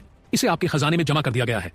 वरुण, अरे मुझे नहीं पता था कि ऐसी चीज भी मौजूद है। वरुण की आंखें लगभग जमीन पर गिर गईं जब उसने शब्दकोश देखा। उसने पहले भी कई शब्दकोश देखे थे, लेकिन यह उसका पहला जूलिंग वोलिम शब्दकोश था। उसने शब्दकोश खोला और उसमें सभी प्रकार की पशु भाषा का रोमन रूप देखा। आइए उन 3 संदेशों पर नजर डालें जो वरुण को जियो गोपाल कुवान से पहले प्राप्त हुए थे। वफ वफ का मतलब था, हाय, आप कैसे हैं भगवान वरुण? वफ वफ का मतलब था, मैं यहाँ अकेला हूँ और मैं आपके सवाल का जवाब दे सकता हूँ। उफ का मतलब था, प्लीज थोड़ी देर रुकें। वरुण, वाह, यह तो अद्भुत है। वरुण इससे बहुत प्रभावित हुआ और फिर उसने जूलिंगलिज्म सीखना शुरू कर दिया। नई भाषा सीखना वास्तव में बहुत सरल था। एक बार जब आप कुछ शब्द सीख लेते हैं तो आप उन शब्दों को जोड़कर आसानी से आगे सीख सकते हैं। संक्षेप में आपको बस भाषा का आधार समझना होता है, फिर आप इसे तेजी से सीख सकते हैं। इसीलिए वरुण ने इस भाषा में महारत हासिल करने के लिए सिर्फ आधा घंटा लगाया। वरुण, मेरी अंग्रेजी खराब है, लेकिन कम से कम मैं जूलिंगलिज्म में महारत हासिल करने में कामयाब रहा। मैंने अपने देश को शर्म नहीं किया। वाह, वरुण मुस्कुराया और समूह में वापस चला गया। वरुण, जियो गोपाल कुवान, क्या तुम अभी भी वहां हो? मैंने जूलिंगलिज्म में महारत हासिल कर ली है। जियो गोपाल कुवान, वाह। जियो गोपाल कुवान अभी भी जानवरों की भाषा में ही संवाद कर रहा था, लेकिन अब वरुण इसे तुरंत समझ सकता था। वरुण, तो तुम्हारे वाक्य का अनुवाद है। गॉड वरुण, एक विलक्षण प्रतिभा है। मुझे विश्वास नहीं हो रहा कि आपने इतने कम समय में जूलिंगविज्म में महारत हासिल कर ली है। एक एयर डॉग के रूप में मैं प्रभावित हूं। वरुण, उन्होंने तुम्हें एयर डॉग क्यों कहा? जियो गोपाल कुवान, क्योंकि मेरे गुरु भगवान एयर लांग हैं, इसलिए सभी मुझे छोटा एयर कुत्ता कहते हैं। वरुण, एयर डॉग, क्या तुम फ्रॉस्टी जेड शेर को पालने और बड़ा करने का सबसे अच्छा तरीका जानते हो? जियो गोपाल कुवान, बिल्कुल। फ्रॉस्टी जेड शेर एक यांग विशेषता वाला आत्मिक जानवर है।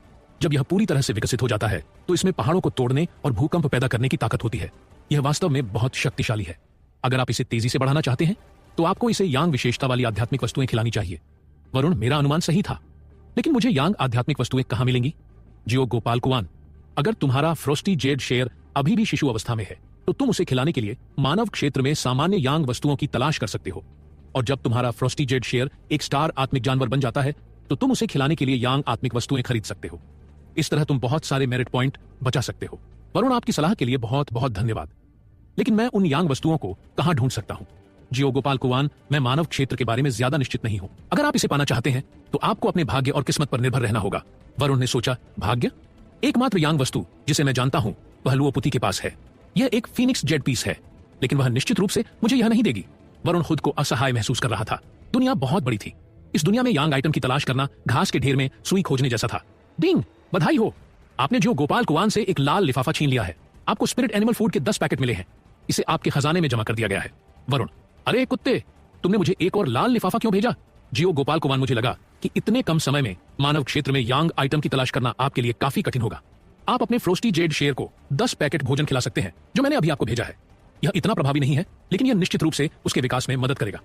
वरुण, अरे कुत्ते, तुम कितने अच्छे दोस्त हो, मेरा आभार कैसे व्यक्त करूं? जियो गोपाल कुमार, हाँ हाँ, आपका बहुत बहुत स्वागत है भगवान वरुण। जब आपके पास कुछ स्वादिष्ट खाना हो तो मुझे भी भेज देना। हमें हमेशा एक दूसरे के साथ अच्छा व्यवहार करना चाहिए। वरुण, क्या आपने पहले कभी सॉसेज खाया है? जियो गोपाल कुमार, सॉसेज क्या होते हैं? मैंने इसके बारे में पहले ना तो देखा है और ना ही सुना है। वरुण, थोड़ा रुको, मैं अभी तुम्हारे लिए कुछ खरीदता हूं। वरुण उन लोगों में से एक था जो अगर आप उसके साथ अच्छा व्यवहार करते हैं तो वह आपके साथ और भी अच्छा व्यवहार करता है। वरुण जल्दी से बाहर निकला और अलग अलग स्वाद के 1 दर्जन सॉसेज खरीदे। फिर उसने उन सभी को जियो गोपाल कुवान को भेज दिया। जियो गोपाल कुवान, हे भगवान, यह चीज जिसे आप सॉसेज कहते हैं बहुत स्वादिष्ट है। मुझे chicken flavour, beef flavour, barbecue flavour और करी फ्लेवर पसंद है। मुझे यह सब पसंद है। वरुण, हे, मुझे खुशी है कि तुम्हें यह सब पसंद आया। मुझे कुछ और काम निपटाने हैं, मैं तुमसे मिलूंगा। जियो गोपाल कुवान, ठीक है, मैं भी आपसे मिलूंगा भगवान वरुण। वरुण ने अपना सेलफोन दूर रखा और नीचे की ओर भागा। उसकी माँ उसे आवाज लगा रही थी, माँ, तुम ऊपर क्या कर रहे हो? लो, यहाँ खड़ी मेहनत कर रही है और तुम ऊपर आराम कर रहे हो। लो, जल्द ही जाने वाली है, जाओ और उसे बाहर भेजो। वरुण, ठीक है। फिर वरुण जल्दी से आड़ू के 2 बड़े पैकेट लेकर बाहर भागा और लुओ को घर से बाहर भेज दिया। जब वे घर से बाहर निकले तो 1 दर्जन से ज्यादा मांसल भालू जैसे आदमी उनकी ओर बढ़े। शोकन, तुम कुतिया के बच्चे, तुमने कभी उम्मीद नहीं की थी कि मैं तुम्हारे लिए वापस आऊंगा, है ना? नेता कोई और नहीं बल्कि शोकन था। शोकन, मैं आज अपने साथ 18 भाइयों को लाया हूं। तुम आज अवश्य मरोगे, वरुण ने कृपालुता से हंसते हुए कहा। उसे इस कचरे के समूह की कोई परवाह नहीं थी। वरुण, हमें उनके साथ मस्ती करनी चाहिए। वरुण ने एक दुष्ट हंसी बनाई और दयनीय ढंग से पेश आते हुए कहा, वरुण, मेरी मदद करो, मेरी खूबसूरत महिला। बुरे लोगों का यह समूह मुझे पीटने की कोशिश कर रहा है। लुओ दंग रह गई। उसे पता ही नहीं था कि वरुण क्या बात कर रहा है। गुंडा, अरे बेटा, यह महिला सचमुच बहुत खूबसूरत है, वह बहुत सुंदर है, वह एक सच्ची देवी है। मैं अपनी उम्र 10 साल कम करने को तैयार हूं अगर मैं उसके साथ एक बार सो सकूं। बुरे लोगों का समूह ऐसा लग रहा था जैसे उन्हें अभी अभी एड्रेनालाइन का इंजेक्शन लगा हो। वे सभी बहुत उत्साहित हो रहे थे, साथ ही वे लुओ को घूरते हुए घिनौना रूप बना रहे थे। शोकन भाई, पहले जल्दी मत करो, हमें पहले इस कमीने को मार देना चाहिए, फिर हम इस महिला को पकड़ लेंगे, उसे वापस लाएंगे और हम बारी बारी से उसके साथ मौज मस्ती करेंगे। शोकन ने अपने होंठ चाटे। लुओ, क्या आप सभी इस दुनिया में जीने से थक गए हैं? लुओ की आंखों से निकलने वाली ठंडी किरणें 1 सेकंड में उसके दुश्मनों को नष्ट कर सकती थीं। गुंडा, यह लड़की गुस्सैल स्वभाव की है, लेकिन मुझे यह पसंद है। जंगली घोड़े को वश में करने से सबसे बड़ी उपलब्धि की अनुभूति होगी। जब घोड़ा सरपट दौड़ता है तो यह और भी अधिक संतोषजनक होता है। हे। वे कमीने बुरी तरह मुस्कुराए। वे उत्साह से देखते रहे, लुओ के पूरे शरीर को घूरते रहे और तरह तरह के गंदे इशारे करते रहे। जाहिर है वे लुओ की सहनशीलता को परख रहे थे। वरुण, इन गुंडों ने हद पार कर दी है। सुंदर, मुझे इनका ख्याल रखने दो। वरुण ने फर्श पर आड़ू रख दी। लुओ, ठीक है, इनमें से कोई भी भागना नहीं चाहिए, इन सबको बधिया कर दो। उसकी आवाज बर्फ जैसी ठंडी थी और वह आगे बढ़ी। वह बहुत तेज थी। उसने अपनी बाहें आगे बढ़ाई और जो भी कमीना पहले नजर आया उसके कंधे पकड़ लिए।